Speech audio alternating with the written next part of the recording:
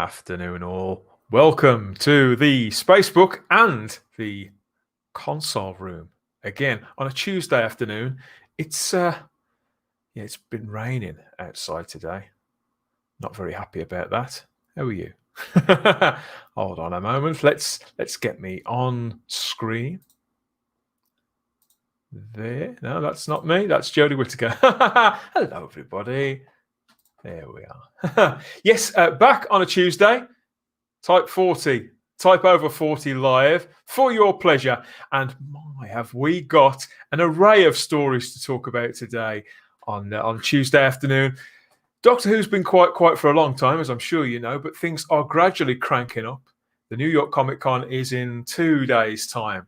I'm going to be on the TARDIS, I think, talking about that. That should be an event. But in the meantime, they're stoking our boilers. And when I say our, I mean mine and Rosie's, as always. Rosie's the house Dalek, as I'm sure that some of you know. Here to keep an eye on my toxic masculinity, as always. And theirs too. Bringing in 2 friends of the channel. First, who should we have first? Both TV and movie industry insiders, each of them. We'll bring it. First of all, let's bring him on. Yes, here he is, your friend and mine, Simon Horton. Hello, Simon. Hello, Dan. Welcome. How are you? Oh, it's great to catch up with you. It's been a while, and you haven't been on the channel live yet, have you? This is a brand new thing. Yes, I didn't we do a live one a while ago? But I can't remember now. It's too long ago. But if not, then it's lovely to be here. We did a special thing about Inferno, didn't we? We had a chat about Inferno. That was it. That was live. Bit of an experiment, but this is the first sort of full-blooded, making Absolutely. It up as we go along Doctor Who talk. And it's lovely to be here, as always. Haven't gone wrong yet, mainly due to this young lady to my left. Who's in the chat? Let's have a look. We've got people watching already. Good to have you all here. Yes, Lord Thoth. Good afternoon, Dan. He's saying hello to absolutely everybody there. That's Chris Perger. Lord Thoth there. Morning, afternoon to you all. Everybody feeling well? Vanessa. Hello, everyone. Made it. It's god awful. 8 a.m. in the morning. Thanks for joining us, Vanessa. And he's here. Look, you've asked for more, Simon. Here he is. Yes, and last week, Simon, Vanessa, she was spitting chips because somebody on the video last Tuesday, it caused a right fuss. Not me, for a change. He's going to answer for himself this week. Yes, it's the mega director and the mega writer. That's Star Trek. And the mega writer, Ian David Diaz. Welcome back. Hello, everybody. What did I cause? What did I do now? What did I do now? All that stuff that you said last week, Simon. Ian said that Paul McGann should have been in John Hurt's place. I know. I heard. Guilty. You'll be pleased to know. I watched the video, so I know exactly what was said, and I totally 100% agree with Ian. Wow. It still guts me to this day, and I could kick Stephen Moffat for not doing this because it should have been Paul McGann in that movie as soon as Eccleston turned it down. I adore John Hurt. He's one of my favourite actors of all time. But he should not have been in the 50th anniversary. It should have been McGann. And to be honest, if I was McGann and I'd been offered that 8-minute little squiffy rubbish thing, I would have kicked it back at Moffat and said, "Go." I like this guy. Traffic's heavy. I like this guy. Ian's smile has just doubled. Yeah, but somebody put something in the comments, and they were saying, "Were you talking about John Hurt is big?" Yes. I remember your explanation. But what I say is that if you walk down the road and you ask anyone, I would reckon about 25% of people would know who John Hurt is. Yes, that's my point. Even though Moffat was saying, "No, we'll get John Hurt because he's big, and for the normies, they'll know who he is." But I disagree. The normies don't know who he is. That's why I bring up the point of George Clooney. The geeks like us know who he is because of Alien and the like. Exactly. That's why people know John Hurt. Yeah, I mean, they might as well put in someone from EastEnders in there. They most of the people watching would have known who that person is. But that's what I'm saying. It was pointless putting John Hurt in there. I agree. It should have been Chris or Paul. That's what it I should be. literally find it insulting to poor old Paul McGann. It's just literally an insult to him that he just wasn't good enough to go in the 50th anniversary special. And it galls me to this day, and I'll never forgive Moffat for it. What were they thinking? Although I was one of the ones standing up for John Hurt, I do agree with you the point that John Hurt may have been the UK's biggest character actor at the time with this massive career. You're right. He's not George Clooney. He's not Tom Cruise. He's not that instantly recognisable. Everybody knows that face. Yeah. Everybody can put the name to that face. That's just even though, as you just said, Simon, we know all these actors and all their careers and all the rest of it. Not everybody does. And it's still, that's the bloke out of. That's quite a regular thing. And the other problem is for me as well. Charlotte Shields was on the show last week. Charlotte. I knew him as a talking dragon. Of course, he voiced the dragon in Merlin, didn't he, for a few years? Hello, Charlotte. Good to see you. Indeed. But again, the other thing that makes me angry is that whole thing of bringing in John Hurt is what gradually began to erode the validity of the Doctor. Because now that's why we've got 103 different people who have now played the Doctors in pretty much one episode. And so the currency of being a Doctor is no longer valid and no longer has any value. And it was devalued. It began with the casting of John Hurt just as this random Doctor for no explanation whatsoever. And we're just going to call him the War Doctor because we can't call him anything else. Can we call him the 8.5 Doctor? The whole thing just stinks to high heaven. Well, there was the rumor that Moffat didn't consider Paul McGann and that movie part of the Doctor Who history. Like, for instance, said Russell T, he had a show called Queer as Folk, and in that show, in one scene, there were a couple of people that liked Doctor Who, the characters in the show, and they were going through all the Doctors, and one of them said Paul McGann, and another guy said no, he's not part of the Who universe. So even RT didn't believe that that Paul McGann was part of the Doctor Who universe, and I think that filtered through. So hold on. So we're devaluing Paul McGann and saying he's not part of the universe, but John Hurt is. Exactly. My point. So it felt. I think it. Oh, this is going to be good, everybody. Stay tuned. Hold tight for more of this stuff. No, but it kind of makes sense, really. And I, as a filmmaker, and I'm sure Simon, as you, sometimes when you do something and you're shooting something or you write something, whatever, and somebody says to you, "Oh, did you write that because of this, this, this, and this?" And you go like this, and you go, "Yeah, that's why I wrote it." And really, you didn't. Do you know what I mean? So I think it's that kind of thing where Moffat was kind of thinking, no, he's not really part of the universe, so I'll create the War Doctor. And when everybody was saying this, that, and the other, he had to make up excuses. Plus, as I said last week, they realized too late there was a huge hole in the plot. That's why they shot that eight minute thing. That's what I reckon. Trade secrets here on Type Over 40 on Facebook. That's why you can't afford to be anywhere else. You can't afford to miss this. And we've got Disaster Area. They're back for more. Blimey, you're back again. Exactly. For the first time. In fact, I think it could be a he. Is it a he or a she? I think no. A Disaster Area pointed. He was the one that said about John Hurt. I think that was the guy. I can't remember. Correct me if I'm wrong. Disaster Area. Well, they're back again. There is one born every minute after all. And we have, hello, Starry Eyed Girl. Why won't you come on, Starry? No, Starry Eyed Girl. Why won't you come on, Starry? And we've also back from, we've got Gene Roddenberry. I'm not sure I want to hear more Doctor Who news right now. The good news is, Gene, we're not a news source at all. No. We just sit here and sort of go on and on and on a bit. We have a bit of a moan, have a bit of a laugh. News. It depends what you mean by news. You put it in the inverted commas. We've just got bits of tittle-tattle, really, that have been picked up on. But there has been news stories that have broken today. I'll come to those in a moment. And we also have Chris Persian in this corner wearing the white shirt. We have Mega Geek on the other corner wearing the red shirt. We have Simon. Let's get ready to rumble. Geek facts. Girl, big hugs. Always lots of love for Sarah. And we've got our mate, Mr. Brown, here. Hello, boys. Has Ian watched Banshee yet? Not yet. I've been working, man. I was meant to work today, but it got cancelled. But I've been working, just doing the directing rubbish, Hello, Father Christopher. Hello, Father. Good for you to join us. Nice for you to fit us in. Who else? Yes, that's it. We've got a full house. Yes. So what I wanted to talk about first was this. Let's get it out of the way. Jean's just been asking about news. We have got sort of news. Yes, this is. I suppose you could say this is proof that the sun does shine out of her. After all, Oh dear. Yes, Jodie Whittaker. I'm not sure what she's doing there, but yes, Jodie Whittaker news. Let's get it out of the way first. Jodie Whittaker is apparently, allegedly, back recording Doctor Who. People have been spotted. Simon's been counting the weeks, haven't you? Because there's been a lot. I can breathe again.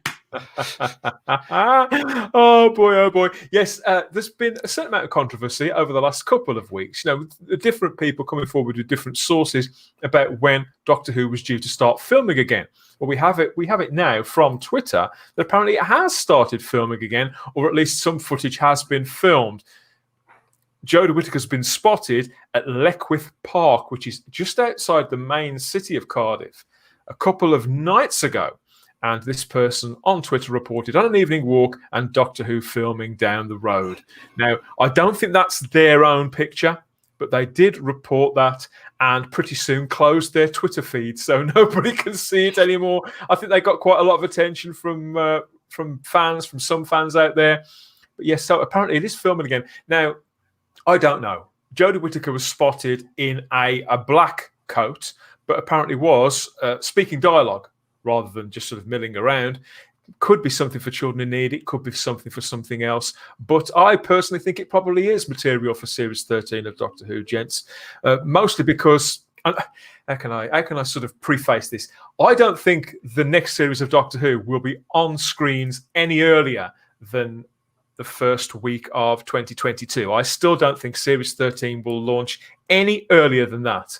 But they do, if they are going to be filming some of it next year, as they've said, all filming of all kinds is going to take much longer. So to make 10 episodes, it used to take them 10 months, was it, Simon?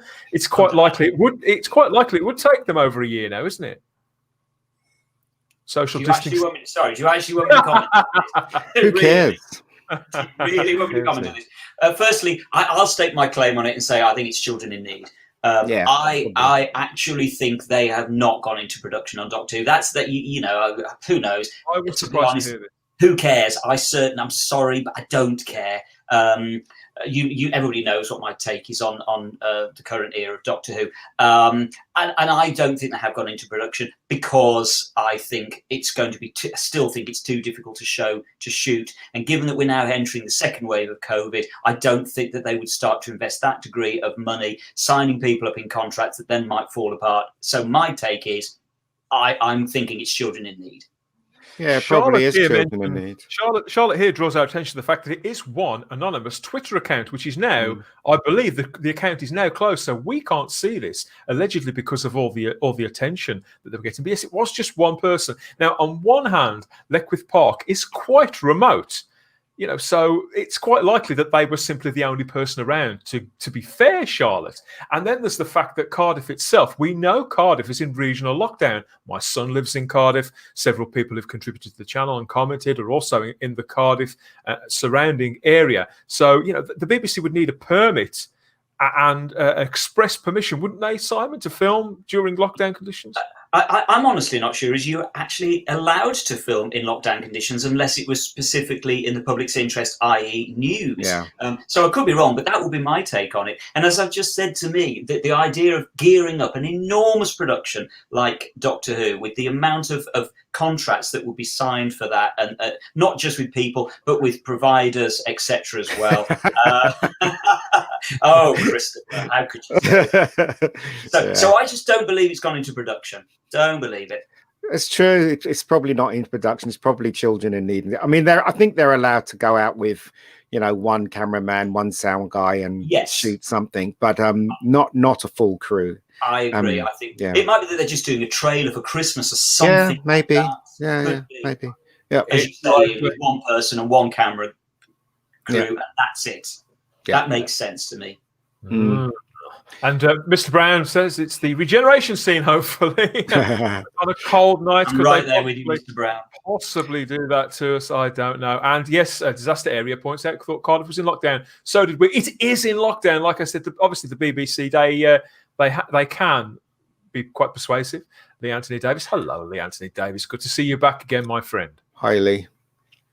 Ooh, yes, I just think, you know, I agree with Simon. This whole era is a big waste of time. And I'd be really surprised if a lot of people, do you know what? I think a lot of people is going to watch the Christmas special because of curiosity. But yeah, there's a lot of people that's not happy. And what's interesting is that nobody's talking about it at the BBC. And what's going to be very interesting is what they're going to say at this Comic-Con thing. What they're going to say in this Comic-Con thing is going to be very controlled. And obviously the comments are going to be disabled, you know, and stuff like that. And they only do that. Yeah, they only do that because they know what they're going to get. They know that this era is not well liked. And don't tell me that Jodie was voted the second best Doctor out of all of them. Do not. I'm not believing that at all. No, I agree. Especially a poll created by the BBC. By the BBC. It was the Radio Times, which is pretty much the same thing, isn't it? None of us are believing it, but the minute I made any comment about that, I was immediately misogynistic dinosaur. So, what can you do? Exactly. T-Rex Horton, that's what we're going to start calling it. It's funny. It is funny you mention that, actually, Dan, because just as a complete aside, I'm actually quite excited today because I've managed to get off eBay. I've managed to get one of the original props from Invasion of the Dinosaurs. Now, I thought they were all gone. But I actually managed to get an original prop, or at least the guy on eBay is telling me it's original. So I'm really hoping it's right. So I'm going to put it in for next year's series. And here he is. This is I'm told this is one of the original props for Invasion of the Dinosaurs. And I'd buy it. I mean, I'd put that in, wouldn't you? Seems legit to me. What do we think in the chat? Let us know. Do you think they saw him coming? What do you think's gone on with that? So, you know, he's called Dipsy Dinosaur, and I'd buy him for in the new series, wouldn't you? Do you know? Yeah, you know the Invasion of the Dinosaurs, right? Sorry, I get my Doctor Who history mixed up.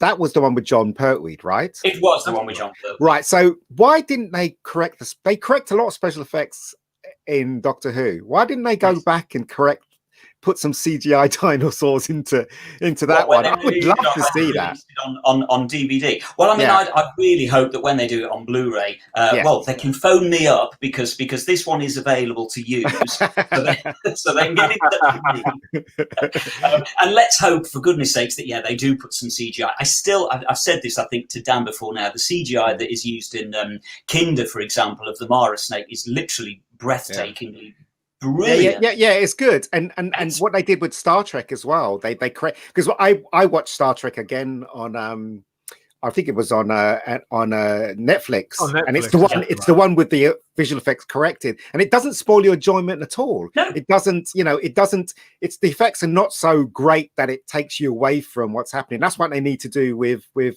go back when they do these, redo the Doctor Who for 4K or whatever they do. They should do that. But anyway, that's what I agree.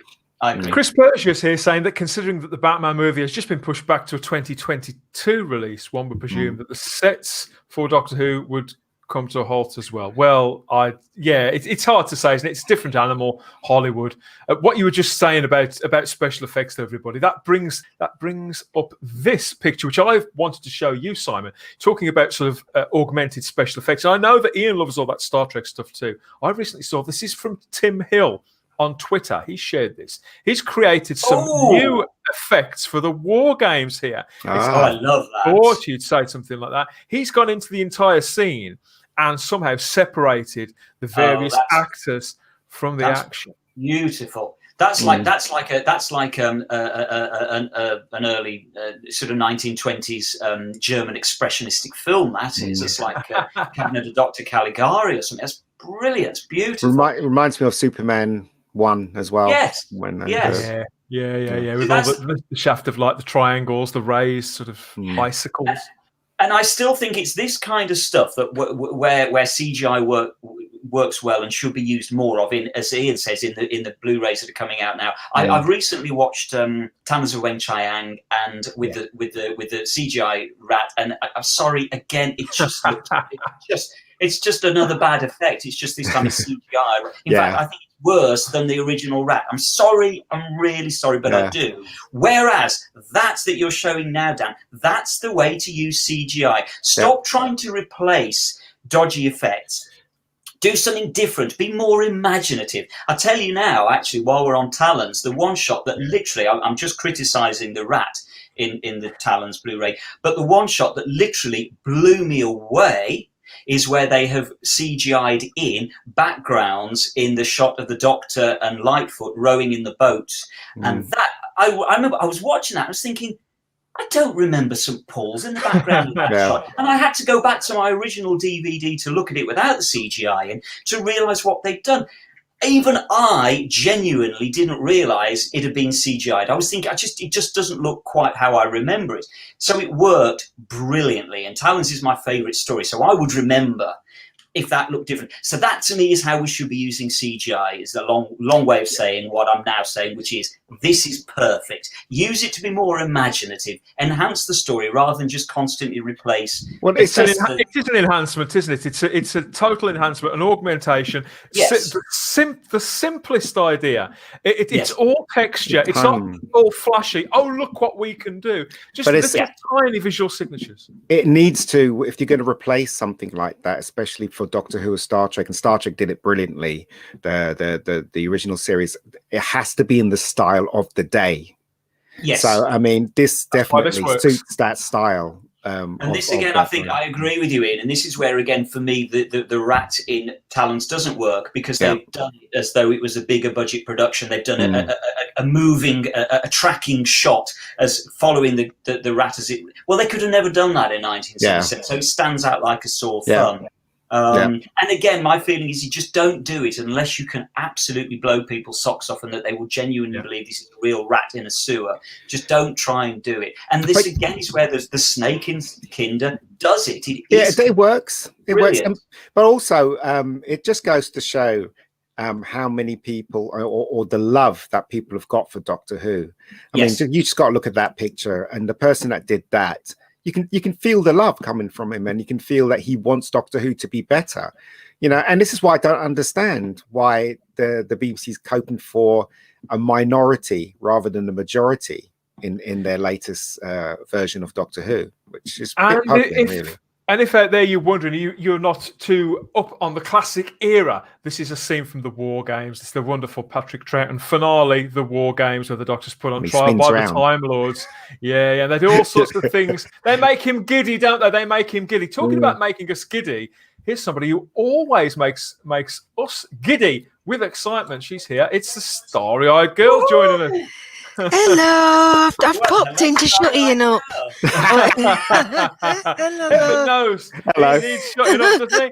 Hi, Sarah. How are you? Having a busy day? It's been a very busy day. I've been doing lots of mum things, so that's why I'm a bit late. Oh, you're done. I should shut up now. Yeah. Who else we got? Yes, we've got various people. Lots of people in the chat here, Sarah. What do you think of all this? We've got Lee Anthony Davis. Hello, Starry-Eyed Girl there. Lots of people happy to see you here. Yes. So what do you think of all this augmenting the old stories, Sarah? What do you think of this business?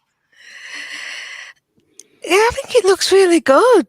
To be honest, anything that doesn't involve New Who, I love. So I think what a fantastic job. Yeah.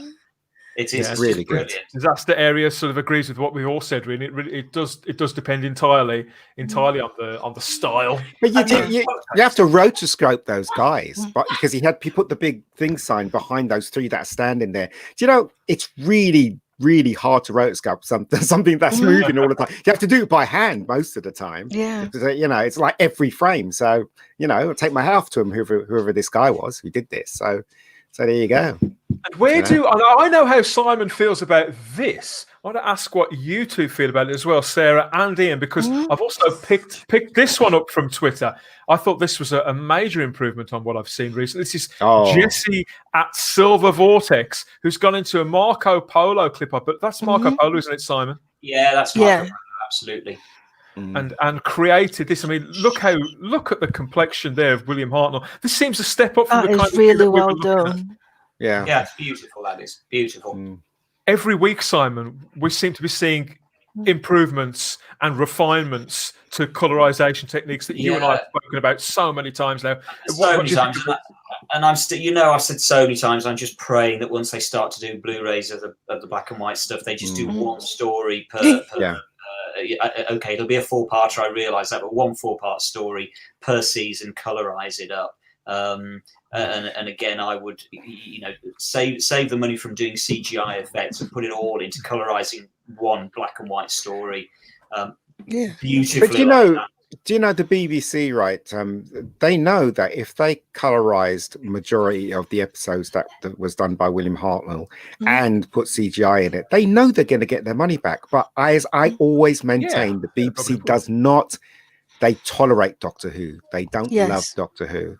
That's what I maintain. Because if I was the controller, if I was in charge of the whole of the BBC, and I know how much money comes in throughout those DVDs, throughout the Blu-rays, whatever, I'd be like, right, give me the budget. Let's put something in there. Let's just get, because we know we're going to get it back like 5 times over. It's amazing how they don't think that way. It's crazy. I agree with you, Ian. It's very, very strange. I mean, as far as I'm aware, Doctor Who is pretty much in their absolute top brands. We know that. We know it's going to be Top Gear, although Top Gear's probably slipped. EastEnders, Doctor Who, they're probably constantly vying for the top 3 positions, those 3 brands. So I've always said I don't feel they capitalise on Doctor Who sufficiently. Because they don't like Doctor Who. I think there's still that sense of embarrassment about it, that it is this family sci-fi show. No, also, the people that are in charge, they don't know sci-fi. Right? The people that are in charge, and people, especially Chinballs, he knows nothing about sci-fi. It's so obvious that he still doesn't. makes me laugh. Let's just say a quick hello to our friend Problem Bean. Hello, Problem Bean. Hello, love. Oh, I think the other thing is, as I've said to Dan sort of before now, I think that the BBC have never since 1963 known what to do with Doctor Who. They've never quite understood it. They've never quite known how to capitalise on it. It's been a bit of an embarrassment to them. I just don't think they get it. No, they don't. Simple as that. They don't. The Americans don't get it either. If you try to explain Doctor Who to an American that's never watched it, they'll just look at you like you're crazy. But it's true. I mean, the thing is, though, Doctor Who has so many fans around the world, and it makes millions for the BBC. I do not understand why they're not talking to someone and going, right, colorization, let's do that. I think it's the problem. I wonder whether the part of the problem is that you look at something like Top Gear, and Top Gear is clearly a cool program. It's about sexy cars. You look at Doctor Who, it's about somebody going around in a blue police box, and there's aliens made of bacon. But you got Perry. You got Perry. I think they're embarrassed by the fact that they can't. They just don't quite like what it is because it's not cool. It's niche. It's geeky. It still defies. It still defies compartmentalization, doesn't it? Because it is at its best. It's capable of being incredibly popular with the mass audience. It really is. If the stars all align and people are really on their game, it can absolutely get your nan, your granddad, your aunt, your uncle, your cousins, everybody around that television, or at least everybody talking about it. I mean, it was sexy for a little bit when you had Tennant and Smith. I mean, you think back to and Perry. 2012 and Perry. 2012 and 2013. The man's obsessed. Where they were headlining at Comic-Con. Yeah. In America, this little British show had just exploded. Yeah. And it's still niche. Comic-Con is still, and don't get me wrong, you're absolutely correct. During the Tennant years, I think we can agree, it was sexy. It was seen as sexy during the Tennant years, but it's still very niche. It's still not Strictly Come Dancing that they know how to market. No. I disagree with you, Simon. It's the other way around. Doctor Who is very, very, very popular and is very, very cool. Strictly Come Dancing is not. only in the BBC's eyes do they say Strictly Come Dancing is cool. Let's face it, it's not. Let's face it. Right, I so don't corrected. know, because that was up until quite recently. That was very, very popular with a mass audience, Well, but I'm not it sure still how is, is it still perceived that way. I don't know. I genuinely don't know. So if anybody out there, there's bound to be a few people who like a polka in the chat. Let us know what you think. If they got it right, and it's Strictly had its day as well. I'd like to know that. Look, too. it's Well, not cool. Strictly's not cool. Strictly is not cool. It never It's was not cool. cool. You know, when Strictly is aimed for, I guess, the 70-year-olds, maybe late My mum 40s. likes it. She's a Yeah, 70s. exactly. My mum likes it too. It's not cool. It's Look, okay, you know. my But Doctor favourite- Who is cool. Do you think My they're always favourite- struggling? They're always trying to make it Sorry, cooler, Simon. like by getting people like YouTubers. They haven't knocked up any of us yet. By getting YouTubers on it as contestants, and they're constantly trying to maintain its credibility and its Yeah. relevance. Something like Strictly. Is that more accurate? Is that what you mean? Go on, Simon. Well, all I was You going wanna to say was my favourite pop group of all time is Duran Duran. So I probably don't know anything about cool. So I'm looking out of this There's conversation. nothing wrong with Duran Duran. No, but the thing is, that's what I'm saying, Simon. That's what I'm saying, right? Duran Duran is cool, right? Listen, Is right? it? This is Yeah. this is the, I think so. listen, guys. This is the thing, right? Let us know in the chat. Is Duran Duran still cool? Duran Everybody in Duran the was chat? always I don't know. cool, right? Mm. ABBA was always cool. Let's face it, right? Yeah. Clearly not. But when ABBA came out and they started doing the music, there was this point where everybody hated them and thought it was. But now look at them. Everybody thinks ABBA is down in history with their. Yeah, they they've had a were. massive resurgence. They Yeah. were always cool. That was the point. They were always cool. And I can tell you who else is cool. Bruce Forsyth. He was cool when he was alive. So, you know. He's not quite so cool now. Lord Thoth says they don't get Who, Simon. Only Canadians and Brits get it. Oh, Yeah. because Lord Thoth is calling in from Canada. I'd say it's a British, it's a Commonwealth kind of thing. I think Australians really get it too, Yeah. Yes. and I think Americans do as well. But I think it works on slightly different levels for Americans. Wasn't I don't Doctor know, Who created by a probably more. Canadian? Yes. It was Yeah. technically, Yeah. yeah. Right. Yeah. So, I mean, the seeds of it were with Sydney Newman, yes. Yeah. And here we have Vanessa. Vanessa's back. I fear Doctor Who has disappeared into oblivion here in the States. Well, yes, we Yeah. hear a lot of that. Yeah. Well, I'm not surprised. I mean, It's getting after my God, after Arachnid in the UK, it just, It's Yeah. amazing, Vanessa, that any of you are still talking to us. Yes, I exactly. get embarrassed. Yeah, it's really. I mean, this era of Doctor Who has really, let's put it this way, it's destroyed the whole of Doctor Who now. It really has destroyed it, and the only way to bring it back is to kill this version now, and when it comes back, not to mention it at all, like it never happened. Mhm. That's what I reckon that should happen. Yeah, I Definitely. agree. Yeah. I think that's probably fair. Disaster Area says when the specials were on, it was the most popular show on UK TV. I think But it that's no was. exaggeration. No exaggeration. It was. And it's frustrating because you still think back to those days when they used to have the proms from the Royal Albert Hall, and can you Yes. imagine those days are so long behind us now? Hey, Jodie. Thank you, Loves Duran Julie. Duran. Yes. I'm not an old fart after all. I love Duran Duran. The best concert I've ever been to. Saw them and that was only 2 years ago as well. Yes, I mean But this is what I mean about cool stuff, right? So when things came out and they're very popular, a lot of the media, especially the media, and a lot of people used to go, just to say it was crap. Like I remember when I was in school and I loved E.T. Everybody was going, "Nah, you're a baby, you like E.T." and blah blah blah. Now years later, we all realise E.T. is probably one of the best movies ever made. It's the same thing with Doctor Who. Yeah. And when I was at school of Doctor Who, if I mentioned I was a fan of Doctor Who, I'd get beaten up. And I didn't. But now, when you look at it, you're like, Doctor Who is one of the coolest TV shows ever. And that's the thing. People don't realise it. That's the truth of it. I think That is just. So, what's your experience at the moment, Sarah? Because I haven't spoken to you for 2 or 3 weeks. Yes. What do you think the general atmosphere is like with the general public as regards Doctor Who? Pure apathy. Yeah, not even that. I just think that they've just forgotten. The normies just doesn't even register. Yeah, It doesn't.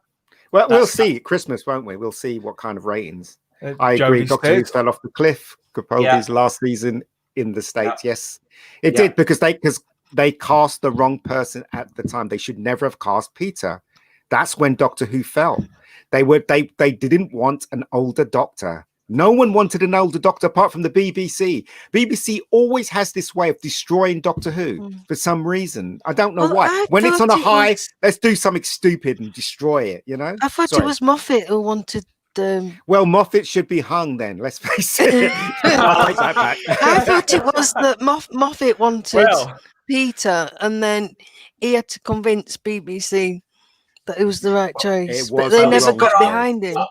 I'm going to disagree with Ian on this one anyway, because I think Peter Capaldi was brilliantly cast. I think the problem is, yet again, it is Moffat. Moffat is the problem because he completely stuffed the character. He tried to recreate the Sixth Doctor for some bizarre reason that nobody can understand. And it was in the characterization and in the very, very poor writing. But Simon, I agree with you. I mean, I love Peter Capaldi, right? And he was a really good Doctor, I think, through his second season. But at that moment in time, casting an older actor to play the Doctor was the wrong move. You lost the whole of the American side, which we were just gaining. We were just gaining speed in America with Matt Smith and David Tennant. Then suddenly they put Peter in, whatever reason. Then everybody went down. Gene here still very much believes that good storytelling can fix it, can make it all right again. I'd like to think so too. But Doctor Who's very unique, though. It doesn't matter. Yeah. I mean, yes, we got some great stories, Doctor Who, but you don't know any show that replaces the main character with a different actor. There's not one show. The problem is, Ian, I'm going to stop you there for a moment. While we're talking about two Scotsmen, we're talking about Stephen Moffat and Peter Capaldi, because I've got a third Scotsman. I'd say probably the third most favourite or most famous Doctor Who Scotsman. We've got our friend JT joining. JT has been promising to drop by for a while now. I'm not sure where he's calling from. It looks like some sort of bunker. Hello, JT. Can you hear us? I can hear you. Good afternoon. Good afternoon. Hello, JT. Hello. I put the specs on because I'm online. Nice to meet you, everybody. How's it going this afternoon? So, did you hear us? Did you hear us talking about your countrymen? Then is that what brought you on? I know. I was summoned by the by the whole Capaldi chat. Is it? It was the Braveheart spirit. The Braveheart spirit. It was. What is that? A K9 on your T-shirt there, my friend? What can I say? You see, that's Paul very cool. Geeks. That's awesome. Surrounded by memorabilia. That's cool. Yeah, I thought I'd be one of those sad geeks you see on YouTube. I'm sorry, no, We won't take it personally. You're right, just in time, JT, because there's something that I really wanted to talk about with you here. But Charlotte's just pointed, they hardly promote it, and trying in 3 years' time will not save it. I think you're absolutely right. I think 3 years is a long, long time. And the problem being, it's just embarrassing now. If Ian was back in school now, he'd be in fear of his life, the same as I would. Exactly. I think we probably all would. And I'd like to just say hello to Emma here. Emma's back. Emma Horsfall. Good evening. Just wanted to say hello in case I don't speak for ages. She's having a big operation because of a panic attack. So get well soon and best of luck with that, Emma. We look forward to hearing from you in the future. Emma. Yeah. But please take care. Get well soon, Emma. Lovely to hear from you. She is absolutely lovely. I mean, and she is a fan of the new era, and she is absolutely wonderful. Lovely girl. She actually talks. You can have a proper discussion, and she's been on Noel's channel. And we need more people like Emma.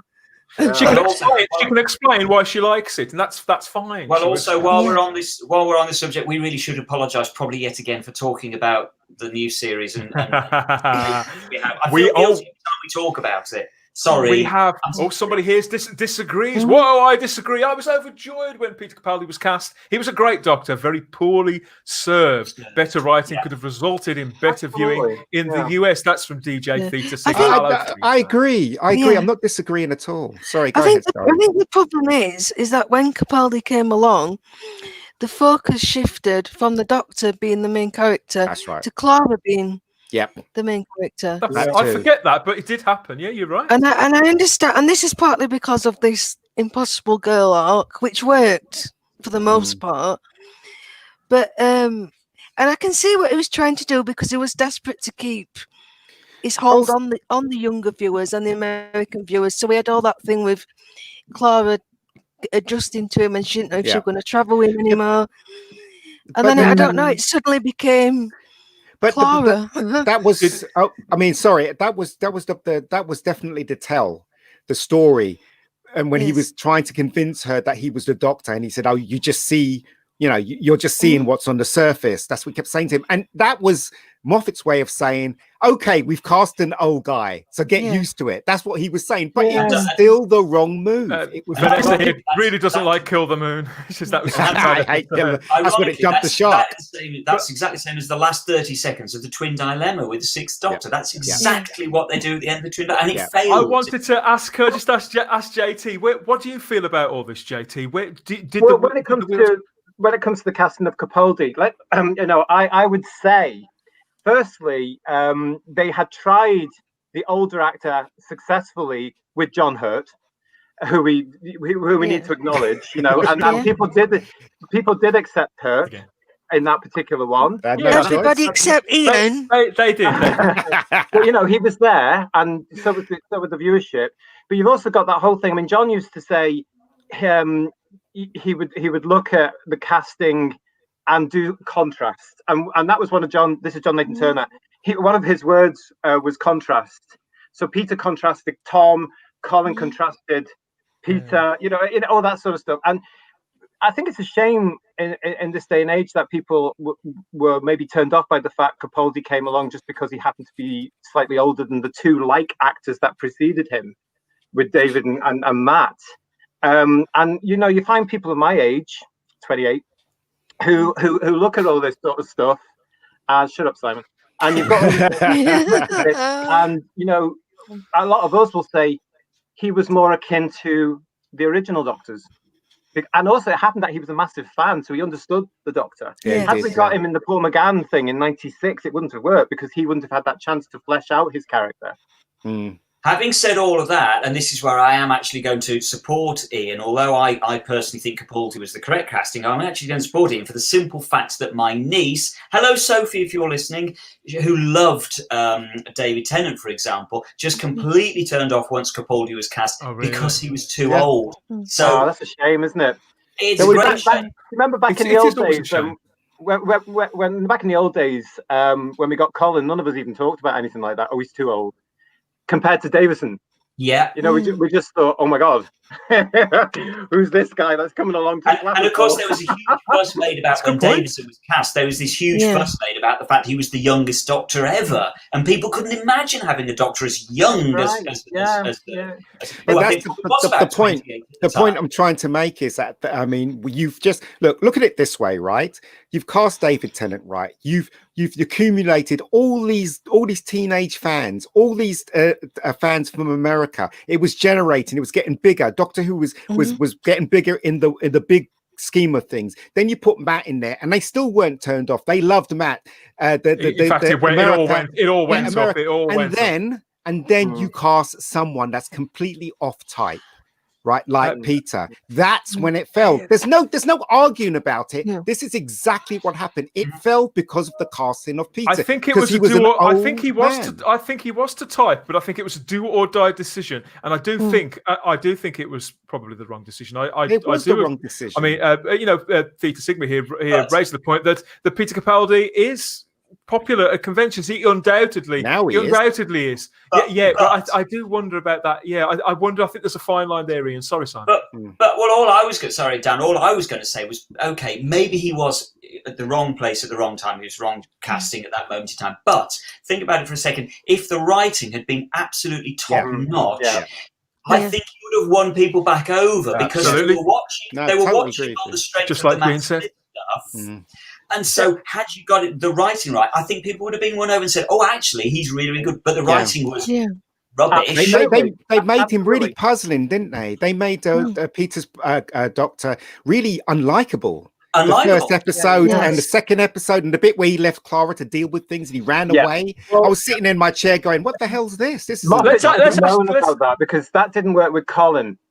That's and even today, the Twin Dilemma is discussed. That scene in the Twin Dilemma is still discussed today, and it shouldn't be because it shouldn't necessarily have been there.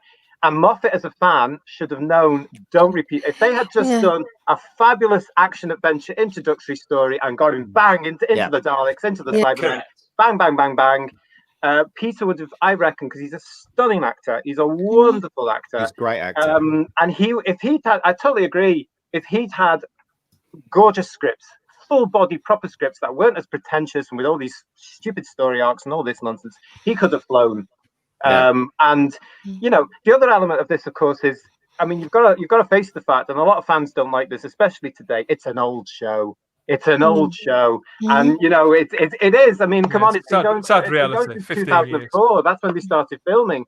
And the way television is now is you do get used to stuff and you start watching it because you take it for granted. So JT, as you're our millennial on the panel, as you've just pointed out, what do you feel about this? Do you need young people? You need young people to grow the brand, to regrow the brand.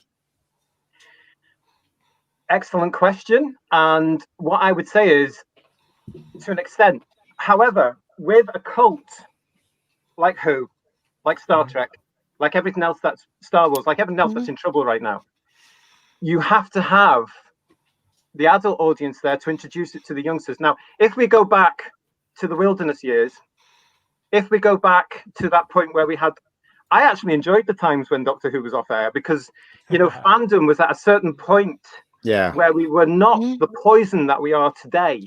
We're not poison. Well, we could or respect people. And we grew and we had all those other things. Yeah. But look how many youngsters were introduced, because a lot of people had the kids. And then the reruns started on BSB and it went from there in this country, and that introduced a generation who were I've always said, though, if you don't have the right story, if you don't have the right production value, if you don't know what you are as a show, you're not going to get people watching now. And that's the danger of the current era. I agree. I remember when I used to go to Comic-Con, right?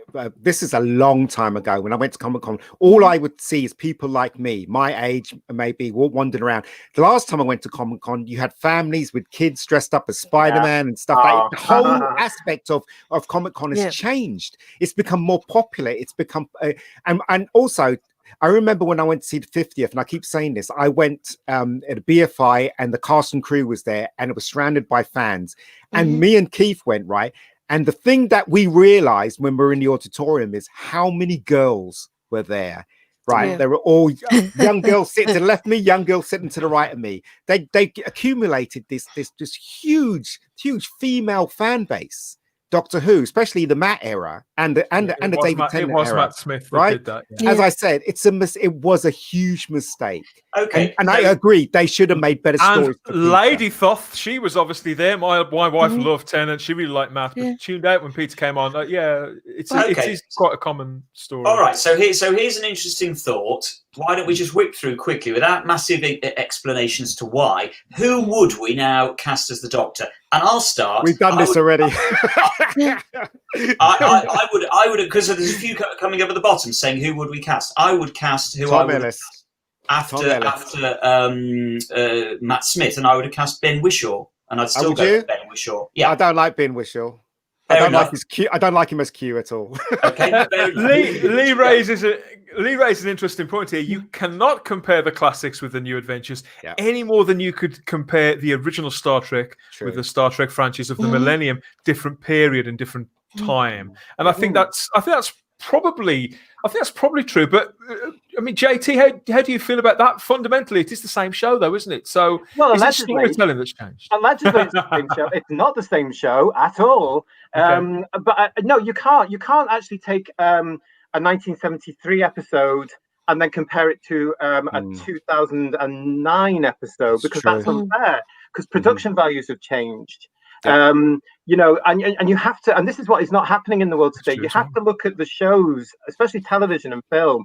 You have to look at when they were produced and go with it. And this is what I think some younger people can't necessarily get, because they can be. I mean, look at the fuss from the magazine when the Time team started criticizing unfairly Talons. You can't do that. Because it was of its time. All I keep saying to people is, a good story and a good television show, especially in Doctor Who, has to be timeless in that sense. We all go back and watch DVDs and videos from 1963 onwards to 1989, and we'll get something out of it.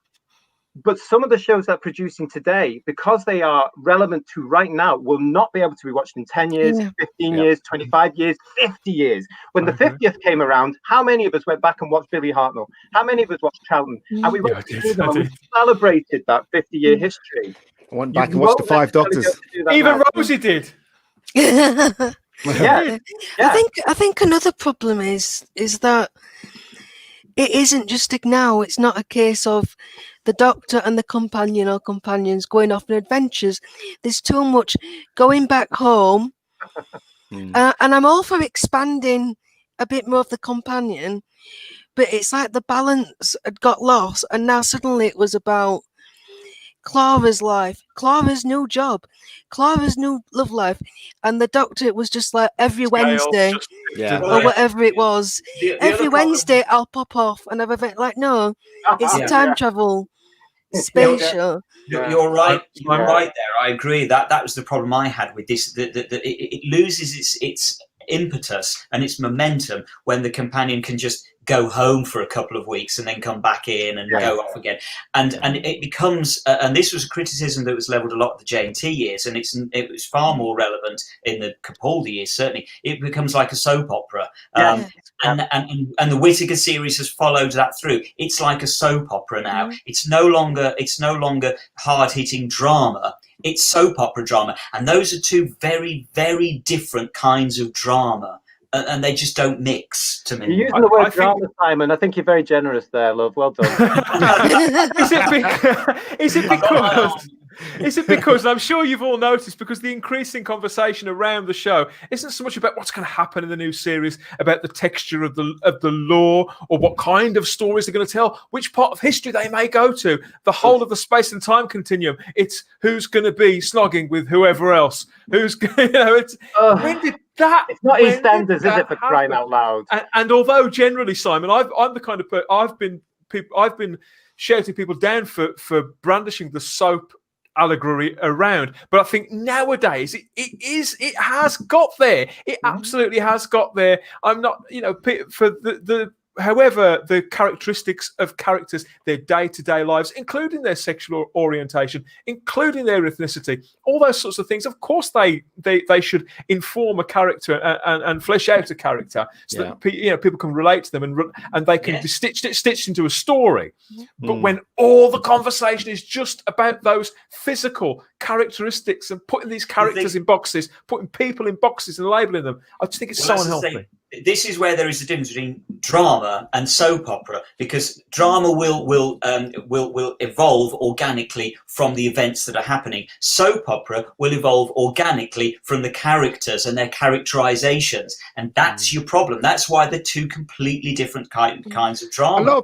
A lot of people forget that Doctor Who's very unique. It's the only show that you can take the main character and turn him physically looking into something completely different. There's two shows that are very unique in the history of TV. One is Columbo. Columbo shows you who got murdered in the beginning, and it goes backwards. Every other detective shows, they do it the other way around. But the Columbo is the only show that has the character's personal life completely avoid. You don't know the character's personal life, and they show you who the murderer is in the beginning. Doctor Who's the same. Doctor Who has a character that can change physically, but it's the same person. There are no shows like those shows on TV. It's very unique. Doctor's very unique, and that's why it's so loved. You're absolutely right. I'd agree with that. But the other element you've got here, of course, is that you have got the political element coming in. We all know where the BBC sits today, and it's in the toilet. And we all know its days are numbered, and we all know. I mean, I don't know if you breathe. Apologies to any of our foreign cousins who are watching this. They have just relaunched. We all know the story now of the relaunch of All Creatures Great and Small. Yes. Now, All Creatures Great and Small was filmed by an independent production company, allegedly, I'm going to say right now, from what hearsay is, for the BBC. They took it to the BBC, and then two particular idiots, who I won't name at the BBC, but we should all know who they are, turn around and say, "What's your diversity?" Oh, it's not enough. It's not enough.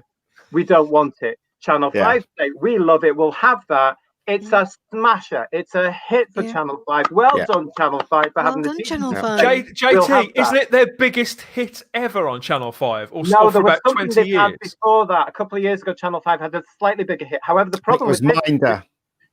Which one? It was Minder.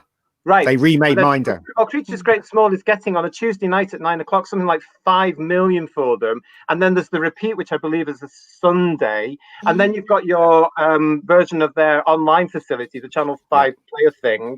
So it's done well. They've commissioned, I believe, 2 more series on the back of that with more episodes. That's great news for the industry. It's great news for the actors. It's great news for the script writers. It's great news for the producers.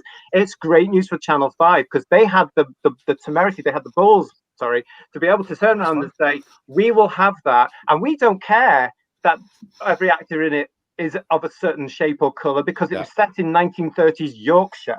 The BBC turn around and say, right, we want that, bugger off. And if you're watching the new All Creatures in the chat, let us know what you think of it. And should Peter Davison get that cameo next year? Yes, he should. Yes, he should. I reckon that might happen. I would reckon they'll put him and Chris Timothy in it somewhere. With a cow. He'll pull on the glove for old time's sake. Yes, it may well happen. It may well happen. The cow going, hello. Talking about long memories, DJ Theta Sigma says he'd still cast Chris Marshall. He's still young enough by the definitions we're hearing this afternoon, but old enough to bring in that necessary maturity. That worries me. I mean, we should never actually look at. I mean, we should never. With the Doctor, if you meet an actor that has, as Tom Baker used to say, you have to have that sparkle in the eye. And I don't think it would matter. Like when, for example, my point of view is when Matt was cast, I went, oh God, he's younger than me. Yes, I did too. Oh my God, this is the first time this has happened. This is what it's like to be hurt. But he had that essence. He understood. He did research and he understood. What Piers Wanger, that was my name, Drew. And that's why Matt worked as the Doctor, because he had that essence, mercurial quality. Yeah. I mean, you've got to have that as the Doctor. You've got to understand that this character, who the character is, and if you don't hold on a second. Jodie Whittaker's mercurial, isn't she? She's got it. There will now be a commercial break while we all stop laughing. No, but listen, with all seriousness, that I will still maintain this. I think Jodie got screwed. She got screwed. There's nothing wrong with her. She's a competent actress. If she had better writing, if there wasn't anything to do with this feminine agenda, if the BBC wasn't so woke and so stupid, she could have made a good Doctor. Who knows? No, I'm going to disagree with you. I don't agree with you. I know you were. That's why I said it. I know. You were fishing with the hook. I was. And I reeled you in. No, I'll tell you why. Because she is a good actress, but she's wrong. Yes, she's wrong for this role.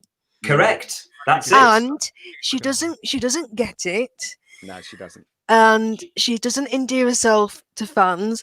No. Peter Capaldi worked his magic round them cons and all them festivals and all them events, and he made people fall in love with him.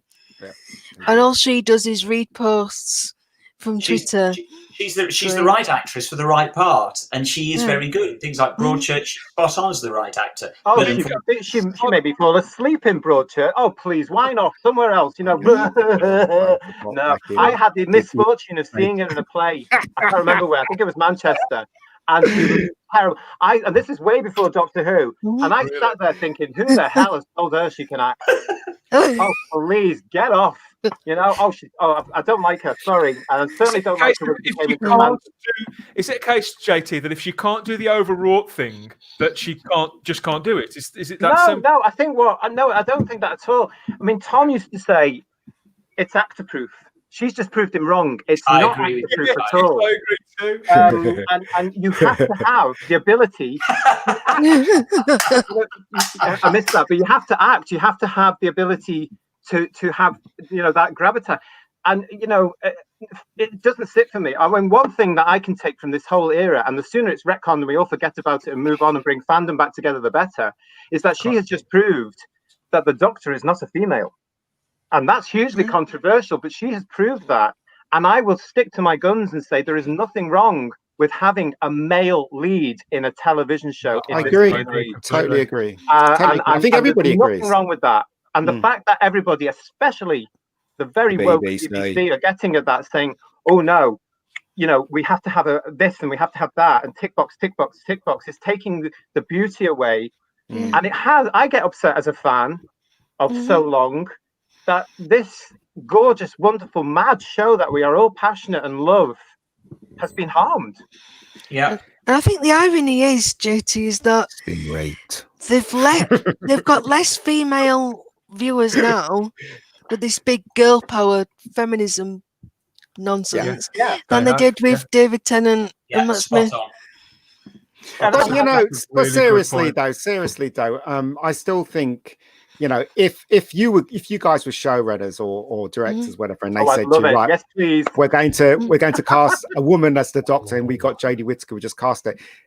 What would be the first thing you do? The first thing I would do is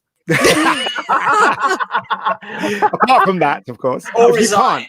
If you're stuck with her, the first thing you would do is make sure the stories are good. Second thing you do is tell her to lose her accent. The third thing you would do is talk to her about the character and tell her to go and research and stuff like that. Tell her to do her roots as well. Exactly. But also to grow her hair, make sure the costume is very feminine, celebrate she's a woman, and all that stuff. That's what you would do. But they didn't. They made it look like a little boy. They gave her these crappy scripts. They put politics into it, and that's where it failed. You can't really blame Jodie. Of course, she's wrong for the part. JT? Of course, she's JT? wrong for the part. What do you think, JT? You cannot blame. Can't blame her. You can't blame Jodie Whittaker at all. Never taking a job. And I would never do that. She's an I actor. do. I blame her. I blame her for adding to the division. Yes. Oh, yeah, because she could have won people over, and instead of her gurning at a screen and going, for every middle-aged man, bigger, there's going to be a new Superwoman fan. I get your point on that, but I wouldn't blame her for taking the job. She's no. I wouldn't blame her. And one thing I've noticed, is that everybody else from Eccleston on who took that role, especially David, especially Matt, and to an extent Peter, have been in demand coming out of the role. Yes. Because they had an impact. Yeah, that's true. But I wouldn't blame anyone for taking that role. If that role was offered to me, I'd yes. Oh, career made. Well, JT is the Doctor. Sorry, Simon. What was that? No, I was just saying it was offered to me, but I turned it down. So did I. I turned it down. You know what I would say though, as well, in answer to Ian's question, Ian's point there. If I was given the show now as a showrunner, and if the woke BBC has the balls to do it, I'll do it. I've got ideas. I know how to do it. Yes, thank you. I've got mates that can come in. But they'd hate me. But no, what I would do if I inherited the show and Whittaker was there, I would do what JNT used to do. I'd take her for lunch. Mr. Brownlee has pointed out there's a guy called Joel Dommett who apparently hosts The Masked Singer. I don't know who this guy is. Mr. Brown's mentioned him a couple of times. That seems a name that keeps bobbing. Joel is he's a comedian. He has done some acting. He's very easy on the eye. Whether or not they would take him into anything like Doctor Who would. Mind you, they probably wouldn't care now, but he does. Is he British, JT? Yeah, he's British. Oh, he's British then. He's British. He is a comedian. Loosely speaking. I'm trying to be nice. It could be heroic. Is that what you're saying? No. I mean, whoever comes next, and personally, I don't think there will be a next. It's Joe Martin. That's who it is. But look at Simon. He's melted. Poor man's melted. Do you know what? I really think it will. No, I really do, because she's already in the inner circle. She's, she's. Oh no, please! I'm off. Really, I'm off. You know how little they put these thought into it. She's got the same politics. She's already involved. She's obviously friends with whoever's involved, and she's already established. So I think I think, The Council especially Estate Doctor is not right. The Council Estate Doctor is not right for We've Doctor got some Who. support here, and you know, Theta Sigma here is saying again, you know, served poorly by scripts. Yes. You know, Totally that it is fair. Well, the show has been Chris irreparably Chibnall writing harmed. it. It's Chibnall writing it. Of course, you're going to get poor scripts. One series of a hit does not make you a successful writer. Yeah. And that was Fluke. Or showrunner. Because if you watch Broadchurch 2 and 3, boring as hell. Correct. Terribly done. Correct. I swear that nobody ever Broadchurch was a remember- ghostwriter. Yeah, nobody ever The remembers difference Camelot. between the first one and the second. And the second one, yeah. But nobody ever remembers Camelot. I think Simon's fainted. I remember it. I remember it. I remember it. You I'm a remember big fan. Camelot? I mean, Camelot Yes. was got rid of very quietly and very quickly. I liked it. I liked it. Camelot. Yeah, it was Chris Chibnall's fantasy show. Says you can't keep blaming Jodie. Blame her once and move on. I see what you mean, and maybe we are going round in circles a little bit. I believe that this person, the longer they remain in the role, and the longer that, and sorry, this is how I personally feel about it. I mentioned this a couple of weeks ago when we went back to The Woman Who Fell to Earth and reviewed it.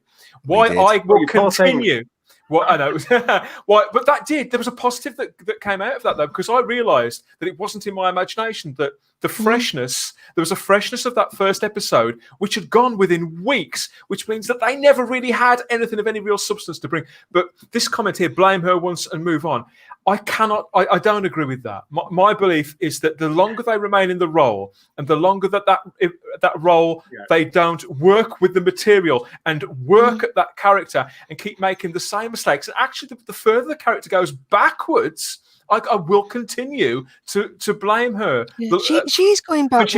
She makes the same mistakes over and over again, and is now compounding that with more strange decisions with the performance, which the directors, the showrunner, and even people like the costume designers are refusing to say no to this woman because she's so stunning and brave and all the rest of it. Sorry, Sarah, but that's just my personal I thought. agree, Dan. I do agree. And Sorry, Who's Sarah? in charge of the BBC again, Dan? Who's the new guy at the BBC? Oh, Tim Davie. Yeah. Right. So if Tim Davie does not change Doctor Who, does not give the green light so Doctor could be a man again, you know, he's a waste of time. You know, he's the problem you've got with Tim's role is Doctor Who will be very, very low down in his priorities right now. No, it shouldn't. He has a lot of work to do when it comes to internal structure. I agree with program you. and output is actually also one of the last things he's going to have to do as DG, because you've got various people in there. So he might be able to change things first. But actually, JT, though, I would pick you up on that one for the simple fact that he very, very quickly stepped in and rescued The Last Night at the Proms. Mm-hmm. Now, that was way off his need to do. Within about 3 days. Did you see what publicity that was getting, though, Simon? I know.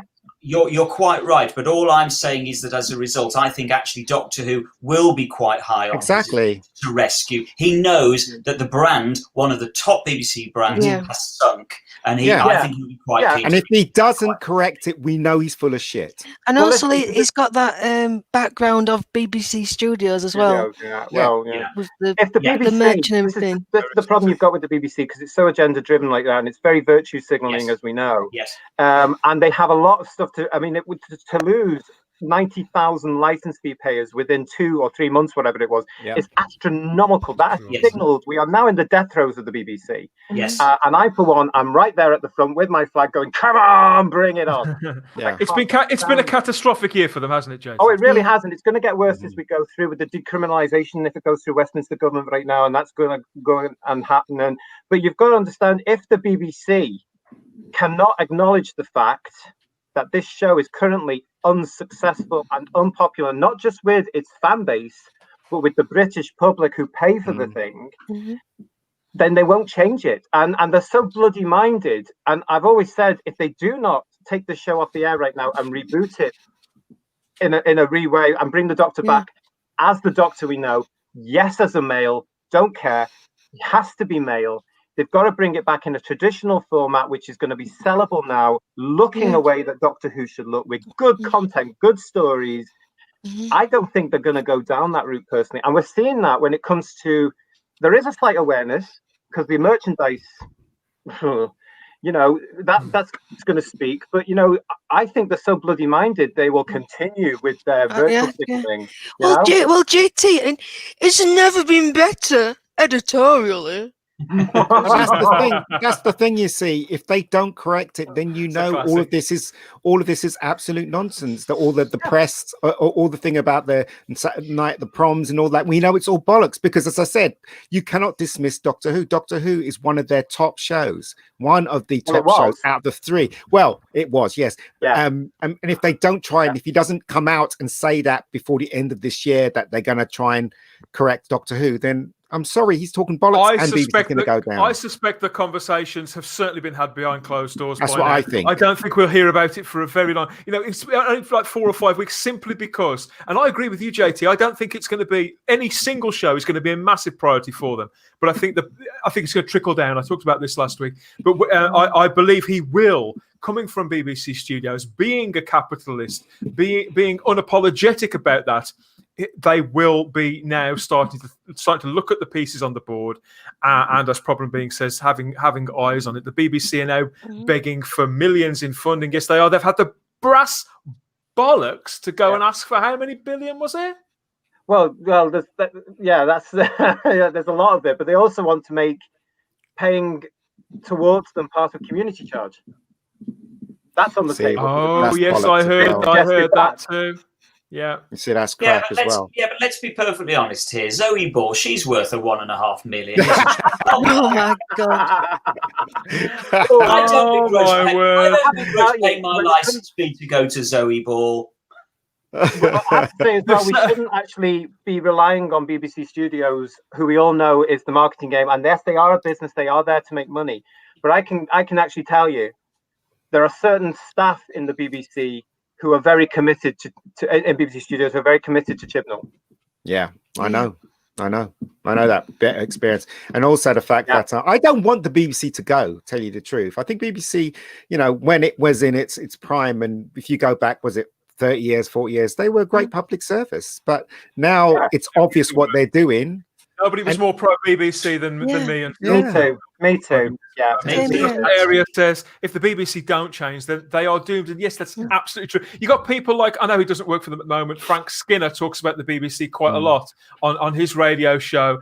You know, he's very, very open about it. The fact that they sort of living in cloud cuckoo land, and the fact that younger generations coming up, you know, my sons, they're not having. My eldest son, I'm so proud of him for doing this.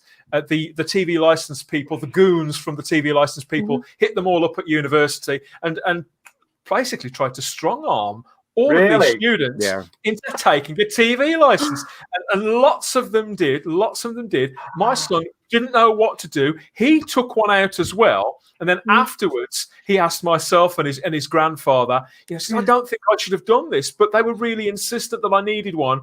And if we sat down with him and explained to him the options from there on, because my son is Asperger's, he won't mind me saying that. So he realised that that part of his Asperger's was how he responded to being put into that situation. Apparently, they gave them all a serious hard sell with their doorstepping goons. And yes, so he wrote to them and said, look, I was given this hard sell. I got into something before being in full possession of the facts. I'd like my money back. And my son succeeded in getting a refund from TV licensing. That's a really rare thing. Wow. It's good. Good for him. Good for him. I think that's disgusting. That's taking advantage of young people who have no experience of the world. How dare they? That's gone down in my book now. Another reason to hate them. And lots of them, JT, at university with him, I've just sort of thought, oh well, I've done it now. But I'll know better next year. And they've bought something that they don't need and never actually wanted. Let's have a look who's it. We've got Zoe Ball, the wokest of all shows. I'd fucking take Zoe Ball or leave her, but she's not worth 3 million quid or whatever. Does anybody remember when Zoe Ball used to topple out of clubs at 4 o'clock in the morning, fag in hand, booze out? Yeah. I mean, what happened to the ladette culture? That's been forgotten by the wokists now, and the new generation come up. I was there with the ladettes in the 90s. They gave as good as it. Did she divorce that DJ then? Oh God, yeah. Oh yeah, that was really good. I miss them. I mean, if some of the younger, and I'm talking about some of our younger Doctor Who fans now as well, and I can name them, but I won't. But you know, if they were around and if they met the ladettes would eat them. Some of these so-called activists. Oh God, they were brilliant. I miss those girls. They'd eat the male feminist alive. That's right. Sarah Cox, my dream woman. Problem being, says, bring back Johnny Ball. Yes. We're 3 minutes quid of anybody's money, I think. Proper broadcasters. Yeah. I suspect A Night on the Piss with Johnny Ball could have been quite good as well. He certainly would have had no problem. Down to the rounds, who paid what, and all that sort of thing. And yes, we've got Ladettes went Puritan. maybe they did. I'm terrified that the Ladettes actually helped to breed some of the younger ones we're dealing with now. And I just think, why did you do that? Yeah.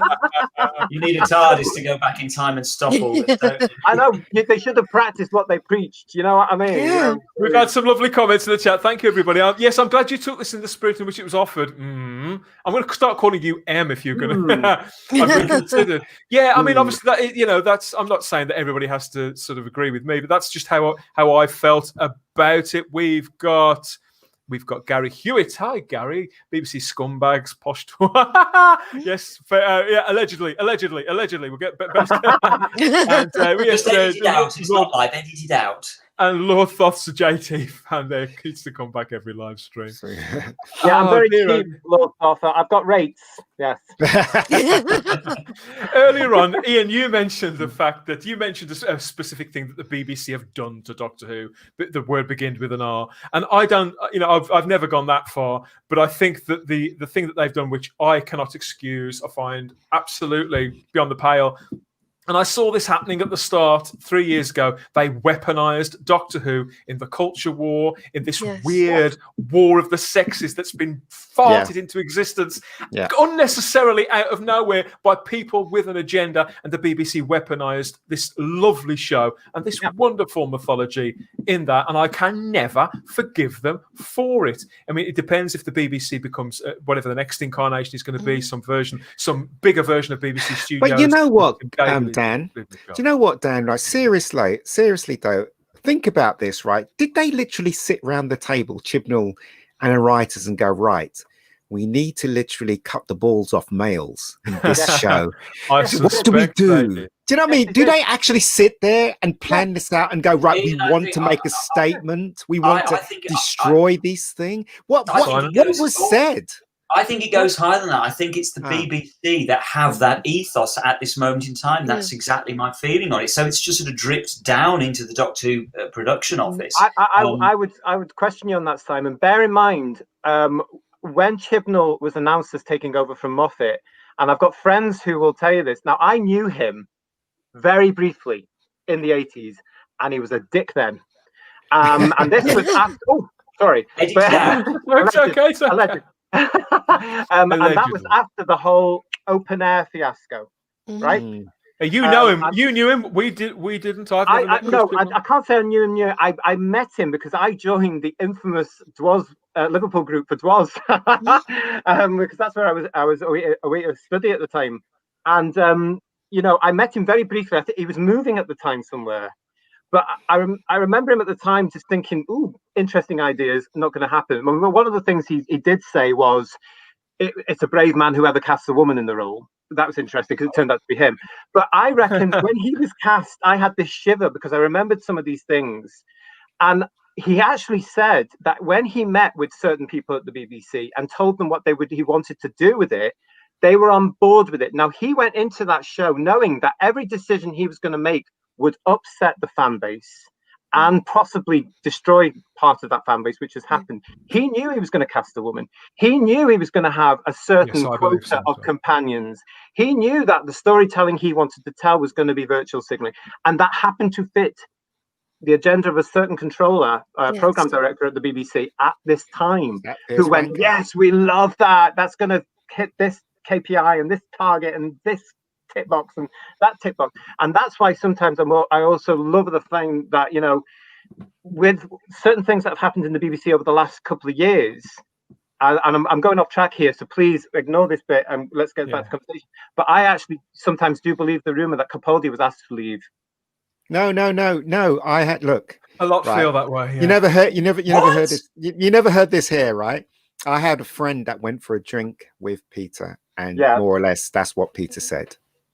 But What? that's not confirmed. That's not confirmed by me. It's I mean, just if you what look I at what's heard. It's just you what look I at what heard. happened in the BBC now. If you look what they've done to Sue with the question of sport, Yes. if you look what they did with Arlene with Strictly Come I was Dancing, shocked by the question of sport decision. Because my friend was saying, if you watch Graham Norton when Peter was on it the night before they were going to introduce, or they just introduced Jodie, you could see that he was very sad, because when he said, when they asked him, why are you leaving, and who's replacing you, it was a bit of a spark, spark in his eyes about who's going to be cast. But you can tell that he was quite sad and leaving.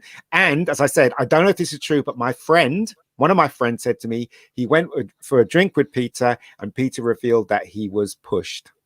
Yeah, I mean, I would go for. You also have to remember that that night. You heard that here first, everybody. I don't know if it's true. I like to point that out. The night he announced he was leaving I was listening to it. It was live on BBC Radio 2 on Joe's show. I was there as well. And Joe he Wiley's was show. in tears. You do not cry like he did when you relinquished the role, all theoretical. But if I was an actor and I decided to leave a role, I wouldn't be that upset. Yeah. No. David Tennant wasn't. It'll all come out in the wash. I can well believe it. As Doctor Who fans, we know that one day everything from the Russell T era onwards to right now will come out in the wash, because we now know things about the 60s, the 70s, the 80s, the Paul McGann TV movie we didn't know at the time. I can't wait for the books. And yeah, I mean, this is M makes this point here. There is a woke tick list of things you have to cover in your show to be accepted. I mean, not just as regards even people's exterior characteristics, but the texture of the stories: bad father, empowered woman in authority, white privilege, colonial girls, all these things. And it's over and over and over again. It's wearing people down. And it may have originally have been coming from a good place, but it's certainly damaging the brand now. Well, everything there is an episode of Series 11. Yeah. Basically, it's so predictable. Another thing this is doing for TV and films is that now when I look at an advert and I see a couple advertising whatever, and it's a white woman and a black guy, right? It makes me cringe. It's having the opposite effect. It's not me going, that's progress. It's me going, this is deliberate. Do you know what I mean? So it's having the opposite effect. It's being, there's pandering, it's just tokenism. So cynical. Sorry, JT. Yeah. No, I totally agree with that. I mean, I'm the same as you. And I don't watch much television now because it's absolute pants. It's nonsense. I live on Netflix and YouTube now, I'll be very honest. I don't have a TV license anymore. I scrapped that. I got rid of it because I hate the BBC. But, when I do have the misfortune to see an advert on something, when I'm at families or whatever, you do, don't you? And you think, oh, they've done that for this reason. Yeah. And you just know that any transparent. Forbid, if they bring back Doctor Who, God forbid they do, please don't let it die. Yeah. You just know what the themes of any new series is going to be, because have you seen the trailer for Bill Murray's latest film? The trailer for Bill Murray's latest film. So basically, it's Bill Murray and his daughter, right? And they go on some journey, whatever. But they show this clip where she's with her family, and she's got a black husband and two black kids. This white woman, right? And I'm thinking to myself, it just doesn't compute. It feels forced. It doesn't feel natural. Instead of celebrating that is what's happening, it's not natural. That's what this is doing. It's just literally making it cringeworthy now every time you see it, instead of accepting it. The problem you've got with that is we're not the only ones that are seeing that. The British public are clicked. They have clicked now. That's why they're not wanting the BBC. You can go on that cesspit that is Twitter, and you can see things that are coming out there from the British public. You can see the virtual signaling from various companies around Britain, and the public have twigged, and they're seeing it. And it's going to have. I sometimes worry where it's taking us, and it unfortunately it shows like Doctor Who that we used to be imaginative, creative, fantasy, science fiction, not doing all the things that we grew up with to make us pole people. Because it would have done as fans. We see things. I mean, I've said to Dan before. You don't need to bring something like Doctor Who or its other sci-fi counterparts and tell us about diversity and inclusion, because we've been mixing it with aliens our whole life. But that's what Hollywood doesn't understand. That's what Hollywood doesn't understand. We've got female role models because they're out there kicking ass. You know, you don't need to bring anyone for years. I grew up and I still live in a council estate, right? And I walk down the road, there's loads of mixed couples, whatever, and it doesn't feel tokenism when I'm walking down the road because it's natural. It's always been there. It's always been there. But when it's on TV, somehow it's advancing racism. It's not taken away. It's an advance in it. Do you know what I mean? It's crazy. And that's why something like All Creatures Great and Small, well done Channel 5 again, has been a massive success because it shows it's open to anybody to watch it. And people are actually watching it and not doing that sort of that's forced, because they get it. But people are not stupid inherently, you know, the society, but they're not. They can watch a show and make a decision for themselves, and that's what they've been. As I said to Dan, right? As I said, they could have easily solved this. The BBC, they could have had the Doctor as a male again, and they could have introduced Romana, and then Romana could have went off and do a spin-off series, and there you go. You feed them and you feed us. They could have easily done that. With that, you could have had K9 in that. That's right. But what they did is they destroyed a well-beloved show. And that's the problem. I mean, I appreciate the fact you're using destroy because I get hounded on social media when I say that. And I'm used to that now because I've been hounded since that announcement in June 2017 where I have to be honest. And I'm going to tell this to the people that are watching. I didn't want a female doctor in 1981 as an 11-year-old. I certainly didn't want one in 2017. As a 37-year-old, because I thought it devalued the character. Yeah. Well, I think it's always been about the character. The character was established as a male of his species. Romana was established as a female of his species. And now out of context, and I blame Moffat for starting this, because it was him that started it, with all this waffle in the Doctor's wife. It was. And then he brought all that in. He did all that crappy nonsense with it. And Chibnall just went, hey, let's run with that, you know? What always gets me is the fact that how much they devalue the companion.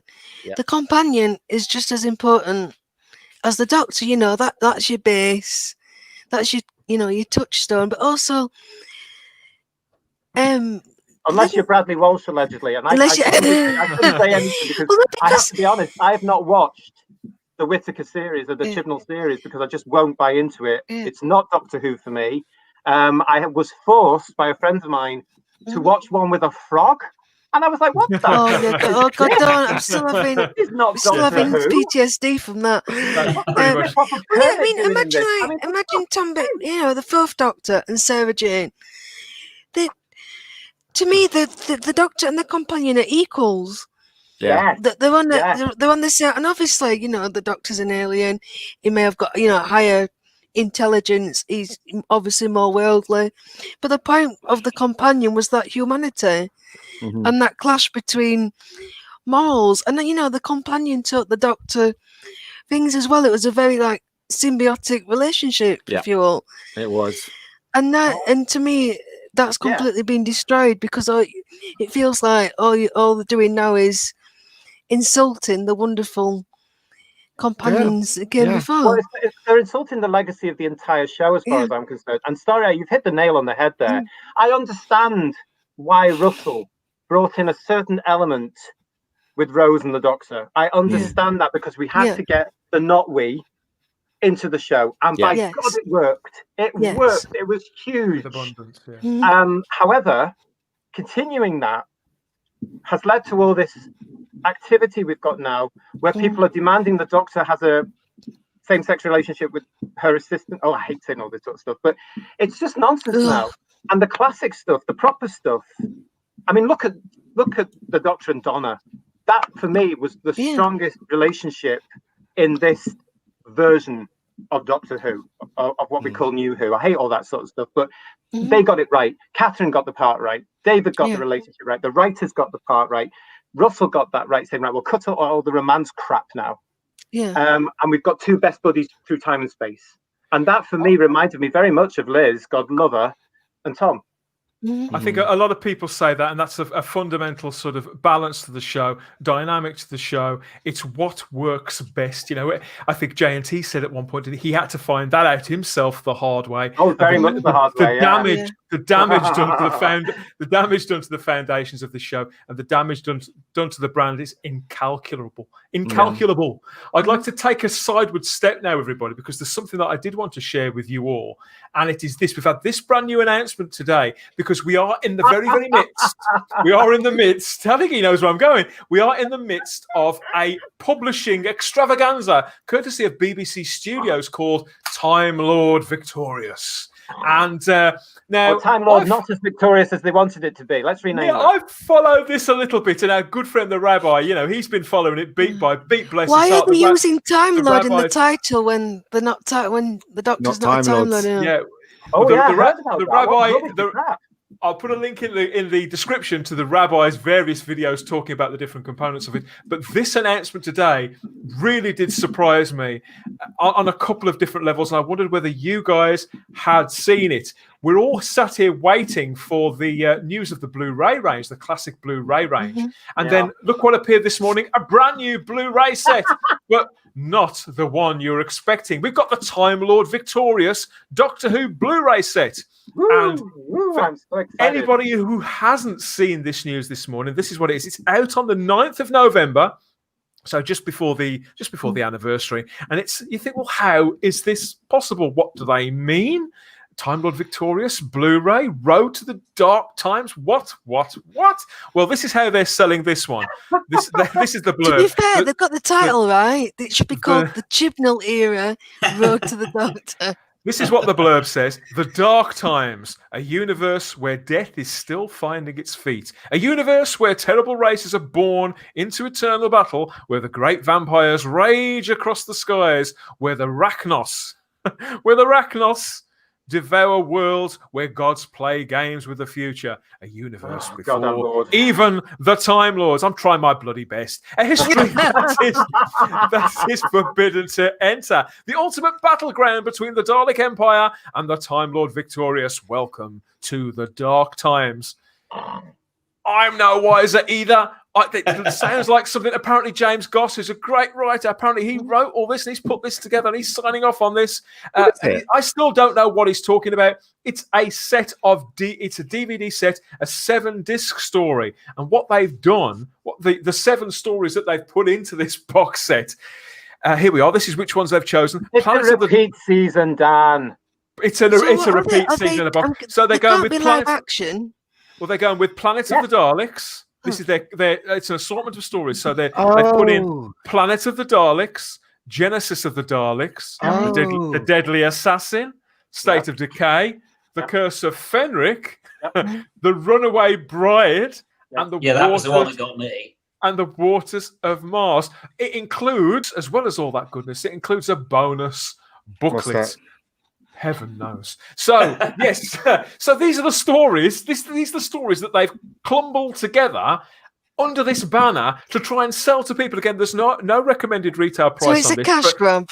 Yeah. That's well, you tell me. Chat. They couldn't You turn please out tell a me. Christmas special box set again for the umpteenth year. So, what else can we do? And it's interesting that they've basically obviously just chosen stories that are already on released Blu-ray, so they've already been upscaled. Exactly. So they're all ready to go. They're literally pick them off the shelf. Which ones can we make? Somehow squeeze into this weird Time Lord Victorious idea that nobody gives two stuffs about. Nobody understands what it is. It's failed. It's absolutely failed. The problem is now, otherwise, why isn't Remembrance of the Daleks on there? It has to. It's Exactly. just stories that have been. It's just stories that are already out on Blu-ray. Yeah, but who is this for?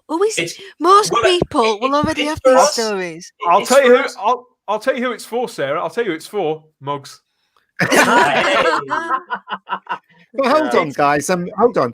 They could easily make a half an hour thing. I mean, with the technology, have done so many things. or they could have made a cartoon with their voices. or something like that. You know, something new. But I was a big believer in this. I was a big believer in the BBC trying this with Doctor Who. It's worked very well for other brands, but they have royally screwed this up. Nobody knows. They've released parts. The various parts of it are coming out in the wrong order after all. And I know James Goss has tried. He's really tried with this, but the parts are coming out in the wrong order. One of them that's absolutely essential to this story making any sense is part of that escape room. Is that like escape room? The thing in London. Nobody's going to be able to. Nobody can get anywhere near Starry Eyed Girl. You're absolutely right. So already we're on the back foot, and then so that's bad enough. And then you see things like this, and anybody out there, and I was trying to be generous about this. Anybody out there who doesn't think this is a massive cash grab by now, I don't know what to tell you. To show that Doctor Who's in trouble when they do stuff like this. It does. It just shows, doesn't it? Sadly, how can anyone deny it? How can anyone deny it? That poster that came out where you've got 10, you've got 8, 9, and 10, and Rose. And why didn't they just do an animated feature film? That's right. Get McGann, get Eccleston, get Tennant, get Billy Piper, get whoever. That would have been Sarah, that exciting. That would require work on somebody's part. This is very, very easy. Just you literally pull 7 stories off the shelf, chuck them on a disc, and try and resell them to people. Now, to be fair, let's be perfectly honest here. Let's be perfectly honest. If you don't want to buy it, you don't have to buy it. Nobody's forcing us to buy it. And I think most people won't buy this. I think this will not sell in its droves. Nobody will buy this. This will be in bargain bins. This will be in bargain bins in a couple of weeks' time. But to me, the problem with it is that it's completely diluting, yet again, anything to do with Doctor Who. It's a bad decision. It's confusing things. Look, you're either going to go for broke on this Time Lord Victorious stuff, or you're not. And fudging it by bringing out Genesis of the Daleks, Planet of the Daleks, The Runaway Bride, trying to jam them together into this brand that nobody understands what it's for, is just a complete mistake. Why bother doing it? It literally is pointless.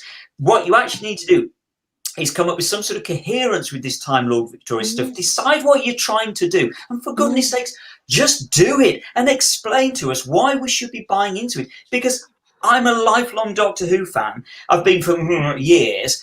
And I haven't got a foggiest what this Time Lord Victorious stuff is. And you know what? Crucially, I don't give a damn. I don't care what it is. Just give me some good Doctor Who that I want to buy into. I don't care about Time Lord Victorious. Just get your acts together, guys. If they were to sell this at Christmas and selling it to the masses, to the broad audience, and saying, "Look, this is the best." No, that's it. They're not doing that, and I think they're hoping that people will pick it up and think, "Oh, I like the sound of this." But it's not called the best of Doctor Who. They've got that artwork, but they've slapped a banner on it, which is even more confusing than the stories would be in isolation to a normie. So nobody's going to buy this, are they, JT? The problem is that they brought it out when the programme is simply, there is no audience for Doctor Who. This is a fact. The ratings in Britain show this. They don't like this current era. Somebody at studios, and I don't know if it's James Goss or whoever has clambered to this, probably not, but they've probably looked at sales figures by now and go, "Oh, Christ, nothing's selling.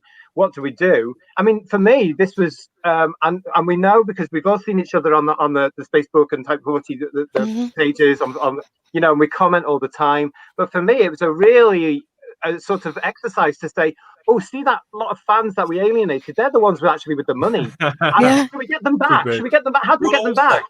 That sort of stuff. I genuinely think also it is a big part of the fact that everybody is saying they just don't get what this Time Lord Victorious stuff is and what it's for. And so I think there is an attempt to basically try and tie it in with the classic series and say, "Oh, look, it is important to you as a fan. You do want to know about Time Lord Victorious." Well, did that blurb that I read out there convince anybody? I mean, forget my delivery. I wouldn't buy it sounded because it's got that crappy logo on it. I will not buy it because it's got that crappy logo on it. There's been a few comments. There's been a few comments about the logo, not while it's got that logo on, and not while. Most people do agree here with problem being Greeks. People can smell this a mile away, can't they? I just feel when I first saw the image, I got excited because of the Doctors, and then I've since discovered that 2 of the Doctors are barely in it. And marketing. It's bad marketing. It's a sales point. Sorry to interrupt you, but you said there before, just do a movie. I question anybody now, any Doctor Who fan that's asking for a movie of any sort. Who the hell is going to go and see it? You're not going to get Joe Blogg's Mr. and Mrs. Smith or whatever from Britain going into a cinema right now in a pandemic or whatever, or going to watch a Doctor Who film. They're not going to go and watch a Doctor Who. I didn't mean an actual film. I mean just something. You know, like go on. The cartoon that they did, we Area Infinity 51, Quest or something like that. Yeah. Like but even still, if it costs money to do that. Obviously, you've got producers and writers and directors and artists and all that. I mean, I understand what you're saying there, but you've only got a very small element of fandom to sell it to. They should have made. Sorry, mate. When it hit the 50th, that's when they should have made a proper movie of Doctor Who. When Matt Smith and David Tennant were riding high, that is the period where they should have made a feature film in the cinema properly. That's when they should have done it. I've really done Nazaki. You don't. Gary mentions the way I understand it. I could be wrong on this, but the way I understand it is I think because of the way the BBC works, because of their charter, and they are a public broadcasting corporation, a public broadcaster, I have a feeling I don't think they are able to capitalise on their brand to the extent of doing a film. Now, maybe this again is part of the problem with the BBC being in the form that it is, but that's how I understand it. It isn't as simple as us saying, "Oh, just go and make a film." I actually think they're not allowed to make a film. Because it's really not simple. More complicated. I'm sure I've heard somewhere along the lines that they could possibly, because they've got the BBC film division, and Who is different to some of their other properties because it is one of the last BBC owned properties. Yes. Even though the farming part of it out to foreign broadcasters say chip in.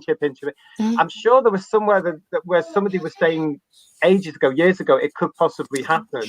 But even if you do it now, you couldn't do it right now because you've got a lead that nobody will go and watch. I was watching Gary mentions the X-Files film last night, and I was thinking to myself, wouldn't it be great if they did that with Doctor Who, if there was a standalone feature? That's a standout example of a TV show that turned into a great movie. Gary Hewitt here says, I think this is about the Time Lord Victoria stuff we've been aiming to. Listen, it's harmless fun, and it adds to the mythology. Now, Gary, I've got to take issue with that, Gary, because let me just address Gary a moment, because I have to say that is what, as somebody who was supportive of the idea of this publishing initiative and excited by it, and I understand how it's supposed to work, and I saw the artwork and I was on board with it spiritually, I agree with you. I think that it is in the spirit of harmless fun to fill a gap here, and it could add to the mythology really, really nicely. And that's why I don't understand why they appear to be sabotaging or overcomplicating what really is quite a simple principle, and has been tried and tested by other people. So we know this kind of format works. So how are they screwing it up? Sorry, Sarah. What mythology? I've just come off the back of a series where we've been repeatedly told that we're racist, sexist, whatever. We've been, people don't want the long-term fans anymore, blah, blah, blah, blah. Then we get that ridiculous finale where we're told that the Doctor isn't a Time Lord anymore. And, this awful thing has been shoehorned in. And if you don't like it, you can jog on. And then suddenly it's, come back. We need the money. we didn't mean it. Yeah. And I'm not interested. I'm not. You've ruined the mythology. I don't want to know. The Doctor. The Doctor is a Time Lord. It can be saved. Doctor Who can be saved. Hartnell is the first Doctor. None of this woke. It was nonsense. the little black girl. What are you talking about? She was the first Doctor. The Time Lord Society being built on child abuse and murder, and it's like, no. I agree with you. So ever since that, so after that, I cancelled my TV license, and I do not care. I don't want to know anything about. You can't add to a mythology that not all of us are buying into. Exactly. I've had this conversation back in the good old days where you could have a proper discussion and then you had a drink at the end of it and you didn't go calling each other anything. That's right. Cancelling each other. That's the Doctor Who fandom I miss. That's the one I grew up in, where you just messed around and you said, "Oh no, the Robots of Death is brilliant." No, it's rubbish, and then you shook and make up. It's those sort of days now, without all this crap that goes on. The Robots of Death. But I do too. About things like the Virgin New Adventures and the BBC books, not all of and Big Finish today. Yeah. But not everybody buys into these things. So if it's your part of the mythology and you're liking it, just like if you like the Chibnall series, that's fine. But don't expect all of us to take it as part of the mythology. Yeah. I am not putting any more money to the BBC with this rip-off, as I call it, which is Time Lord not so victorious as they wanted it to be. I'm not interested in it. I'm not investing in it in any way, shape, or form, and therefore, for me, it doesn't exist.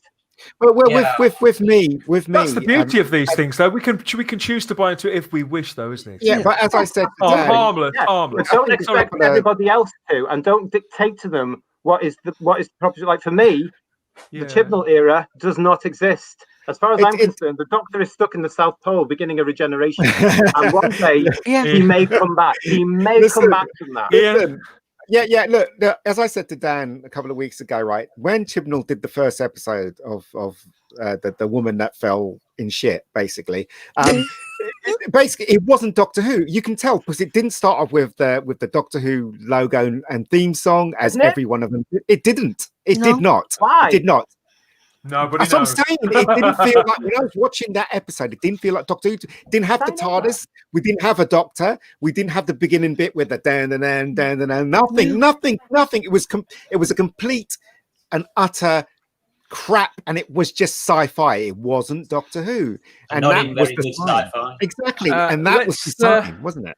Let's just catch up a little bit with so what's going on in the chat. We've got our Barnaby here. Loving the chat, guys. Barnaby. Let's just do a rewatch of Robots of Death. Can't we just talk about the Robots of Death for an hour? Can't we just do that? The Time Lord the Doctor is a Time Lord and a Gallifreyan, period. Yes. End of the discussion from Gene. You're not going to get any argument. That's interesting from Gene. Because what Gene was saying there, I've had this conversation on the Facebook pages with certain fans that never read the Gallifrey Chronicles, or didn't understand that a Gallifreyan isn't necessarily a Time Lord. Yeah. And yet, from what I could tell towards the end of the Moffat era, where I was getting quite bored, quite frankly, and it was all going a bit downhill for me anyway, and that whole thing about Clara slagging off men was starting to really grate at me. That was all brushed under the carpet. And when that announcement in June 2017 was made, I said, somebody better phone Leela. Let Leela know something's going to happen to Andred. Gary here. Can I just respond to that one, Dan? This is that Gary's now put up. I mean, he's quite right. Can I just make clear? The only reason I'm moaning about Time Lord Victorious is because I don't know what it is. I don't understand it. I don't know why it's relevant to me. It's very confusing. It's fudged. I don't think they know what they should have left us, and they should have sold us on it. At least on answer that fundamental question. Yeah, the truth of it is, I should be excited by it. I want to be excited by Time Lord Victorious. I don't know why I'm supposed to be though. So that's what I'm saying. They've screwed up. Is I don't know what it is. I still don't know what it is. I think Gary's really into it, and Gary, by all means, Gary, it's open. Come on the show next time. We're almost out of time for today, actually, but we're going to be doing this again probably next week, maybe earlier. I don't know. Come on and tell me what it's about, Gary. Come and tell me. I've heard it all. I've heard it all now. Don't buy Big Finish. Don't buy. That's not necessarily what we're saying. But we're here saying. But we're here effectively saying that, in a sense, we love this brand. We love this show. We love this mythology. We our money is theirs for the taking. So why aren't they laying down something that, between us, certainly, we're not only not feeling, but we don't really understand. I did understand it until a couple of months ago. I was completely on board with it. I thought I knew how it all fitted together, but it now seems very, very amorphous. I was excited about it, Dan, until I heard that the retcon in the Time War, and I've just had enough of it, and I don't want any part of it. I've had enough of this retconning. It's just right. If people want to come on, no offense, Gary. Serious, no offense. And they disagree with us. That's fine with me, because that's brilliant. Fandom's all about. Fandom's all about having disagreements and then agree. Yeah, exactly. And this show, we don't want everyone to be the same. cancelling people, is And it? can I just reassure people, because we have had a lot of people watching this afternoon, that that Type 40 has always stood for freedom of speech, for diversity of thought, and for an exchange of ideas, and comparing and contrasting how we all feel as fans, and sort of bouncing ideas off one another, and then we understand one another and one another's perspectives, and then when they go right or whether they go wrong with Doctor Who at the BBC or whatever, we understand more because we've just spoken to more people just like us, and me and Ian disagree every week. He's he's a brilliant friend.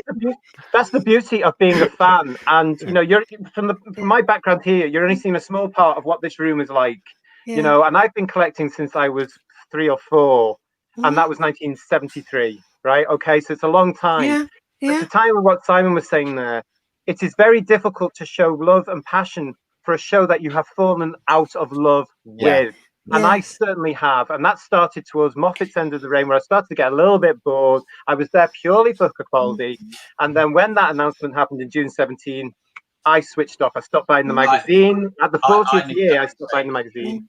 Yeah, I'm exactly the same. Simon. But to clarify the whole thing of this, if it sounds like we're moaning a lot, please bear in mind the reason we're moaning is because we love Doctor Who so much and we want to love it again. As I say, I want to love Time Lord Victorious. I wouldn't be as excited as I was by the 5 Doctors, for example, but I'm not getting it.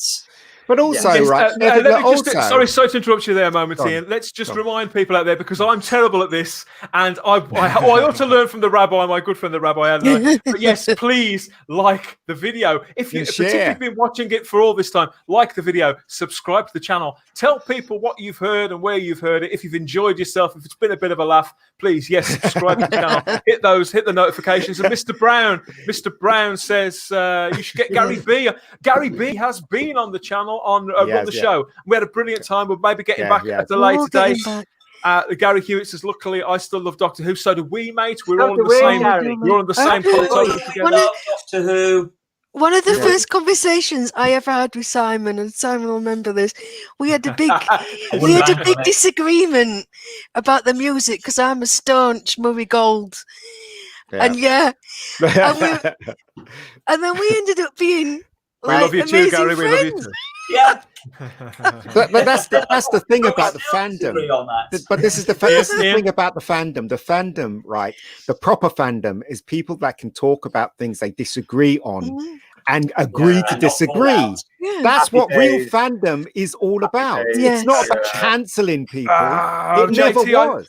JT, I think somebody's rumbled you here. We've got a question. What? I thought JT was a 28-year-old millennial who had an impressive collection of Doctor Who memorabilia behind him. Now he's talking about 1971 and all these other things. That's from Chris Percher. Yeah, because I used to watch UK Gold, so I busted. Thanks, Chris. For everything. Let's reconnect, because we're running out of time here, but I want to reconnect with something positive. We've been talking about Blu-rays. I think that one thing that all of us have our money ready for, Simon, is the Blu-ray range, and I just wanted to shine a bit of light, because obviously we haven't had a set since the season 14 set. Around April time, we're all wondering when the next set is coming, and our friend of the channel, friend of the show, friend of Type 40, Chris Chapman, he's been back on Twitter, because he's constantly being asked about this, and he's a really nice guy, Chris. Really? He says people are asking. I mean, there's a worldwide pandemic on. I mean, can't people just be a bit patient and be a bit realistic? This is the thing about certain fans. Come on. I know. But hold on a second. Yeah, but hold on a second, JT. I don't think anybody's sort of criticising or moaning like that. We're just all desperate for this stuff. But don't you think it's interesting how it's clear that there's still the appetite? There is the appetite there.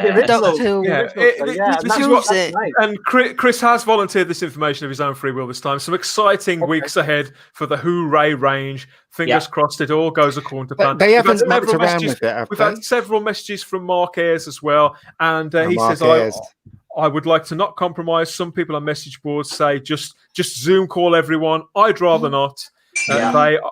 There are safe and smart ways to film, and when people press him for an answer about when the next set's going to be announced, he just says announcements, not my bag, baby. So Chris, quite right. They come along when they come along. It's nice that there's a demand for this I have to say, I am not buying these Blu-rays because they've had videos out of me in several different forms, and then they had all the DVDs and the special edition that they turned up to BBC and not get any more money on me. I don't care if it's on Blu-ray. I'm quite happy. Trust me. Get your credit card out, buy them. They are brilliant. But I've been getting them because I haven't got all of the episodes. Have they retconned these ones as well? Have they retconned these ones? In what way, mate? The Blu-rays. Change the stories in any way, you mean? Yeah. Have they? They've only done. No. Oh, well, I hope not. There's some enhanced special effects on some of them, if that's what you mean. There's some some enhanced special effects, but that's always an optional extra. You can watch that or the pure as broadcast. But but they did that on the DVDs. The Ark in Space Special Edition has the CGI in that. I mean, I was sent one, Simon. I was sent when Tom Baker's first season was brought out. I was sent that, and I watched it. And I thought, all right, that's cool. I'm interested in acquiring the season 20 box set. It's a very arch smile there. Well, all I would say is Dan knows that I absolutely love the Blu-rays. I've been watching season 23. The quality is just eye-wateringly good, and so as far as I'm concerned, it's the best you will ever see these episodes. So I'm happy. They can have my money. That's great. Can't wait for the next so is Barnaby. Can't wait. The commentaries are amazing, and we have Vanessa as well. Vanessa, I've been watching my season. Vanessa, I'm really loving it. Yeah, I might, Simon. I might buy them when they come out in standard edition. Right, guys, I'm gonna have to leave because I've got 2 hungry kids. Thanks very much for joining us, Sarah. Thanks for joining us. Thank you for me, and I will definitely be back. We'll speak to you later. Thank you, guys. Bye. Missing you already. Yes, just so we end on more positives, I wanted to share this with you guys. This is an image that I've also found on Twitter. I share this guy's stuff all the time. In fact, let's move that out of the way as well. I share this guy's stuff on the Type 40 Facebook group all the time. I thought it was time to just really say who it is. James Jordan. He clearly loves his Daleks a lot. I think this is absolutely stunning. All in CGI. His caption was "Deploy the Special Weapons Dalek 2005 Time War Edition." So he's blinged up the Special Weapons Dalek and given it a beautiful sort of more. I think there could be even more rivets on there somewhere. But yeah, I thought you might like that, Simon. I knew you were a fan. Nice. It's nice. Thank God it doesn't look like the Jodie one. Exactly. That's just a brilliant reinterpretation of a classic design, and this is to me what Doctor Who should be doing. This is truly merging classic and new series to a brilliant effect. So that's the kind of stuff that I can get excited over. Have you guys watched Lee Adams's Dalek Tales on YouTube?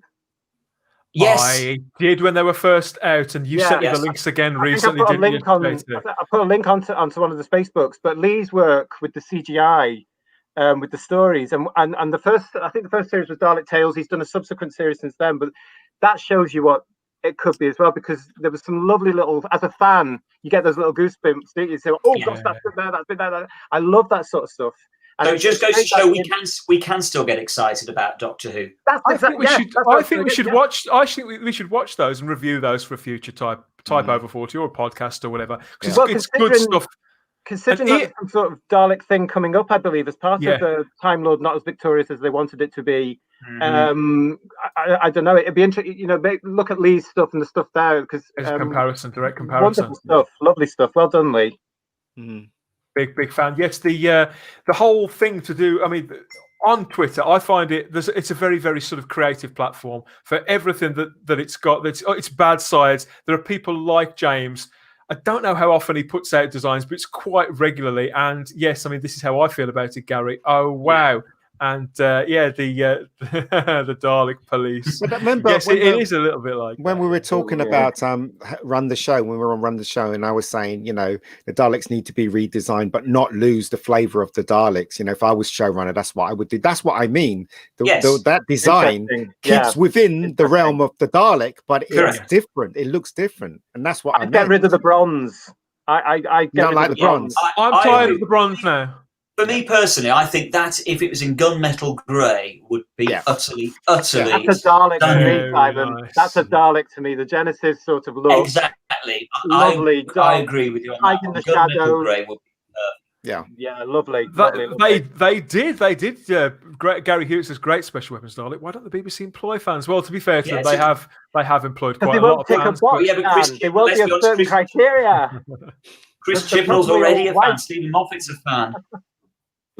I think we've done okay with the fans getting through recently, but I think sort of everything's kind of changed for the time being. I think Chris Chibnall's obviously got his people, and I think it's been a closed shop for a couple of years. But I think in many ways, Gary could be right in that respect. In that, actually, I think it's a case of getting industry professionals to run the show, but get fans in to design a special weapons Dalek. That's where I think Gary's right. You do get fans in for that sort of stuff. Yeah. Well, if you've got that thing to do, I mean, I totally agree with that. I mean, I hate that term showrunner. That's an American thing. We shouldn't necessarily have it here. I miss the good old producer and a proper script editor that knew what they were doing with the script. Exactly. And Chris Chibnall has shown that, that whole thing should be reviewed. Let's take Doctor Who back possibly to that format.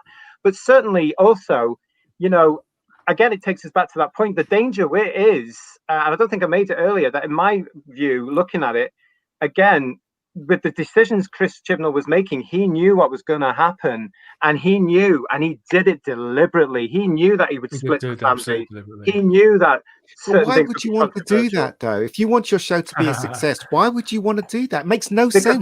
They wanted a new demographic, didn't they? We all know that. Hold on. You can't look. If you want your show to be a success, right, and you want the new demographic, you also want the old demographic as well, because those are the people that support the main. Like, it's like building a house. If you don't have a platform to build the house on, it's going to fall, right? So you've got to have that platform, which is the fans. So why would you want to change that?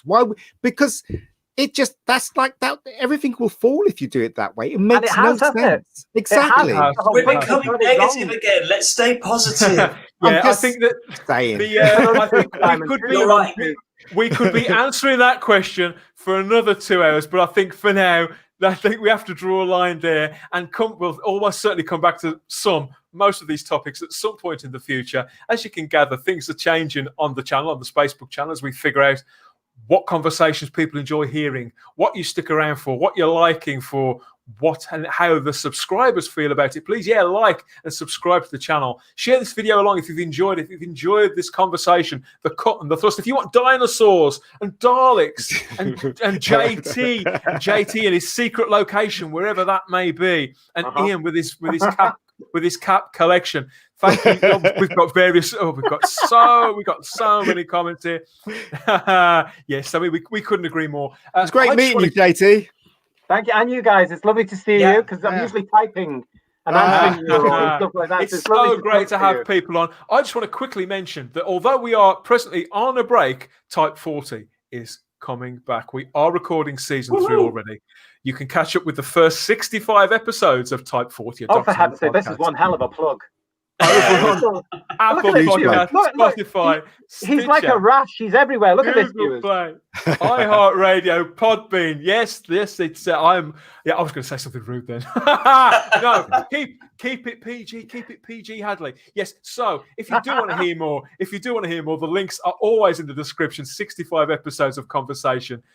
Ian's on one, Simon's on a load of them. Starry Eyed Girl's on a hell of a lot of them. Lots of different corners to Doctor Who, explored in great detail, and lots of laughs, and more to come. When you hear who Simon and I have been interviewing over the last few weeks, you're going to want to hear those. But yes, for now, thank you so much for watching. Please like the video, subscribe, and share us around. Thank you for your company, gentlemen. Thank you very much. Thank you. It's been a pleasure. Cheers, guys. Good to have you all on board. Oh, wrong one. Bye. Bye-bye.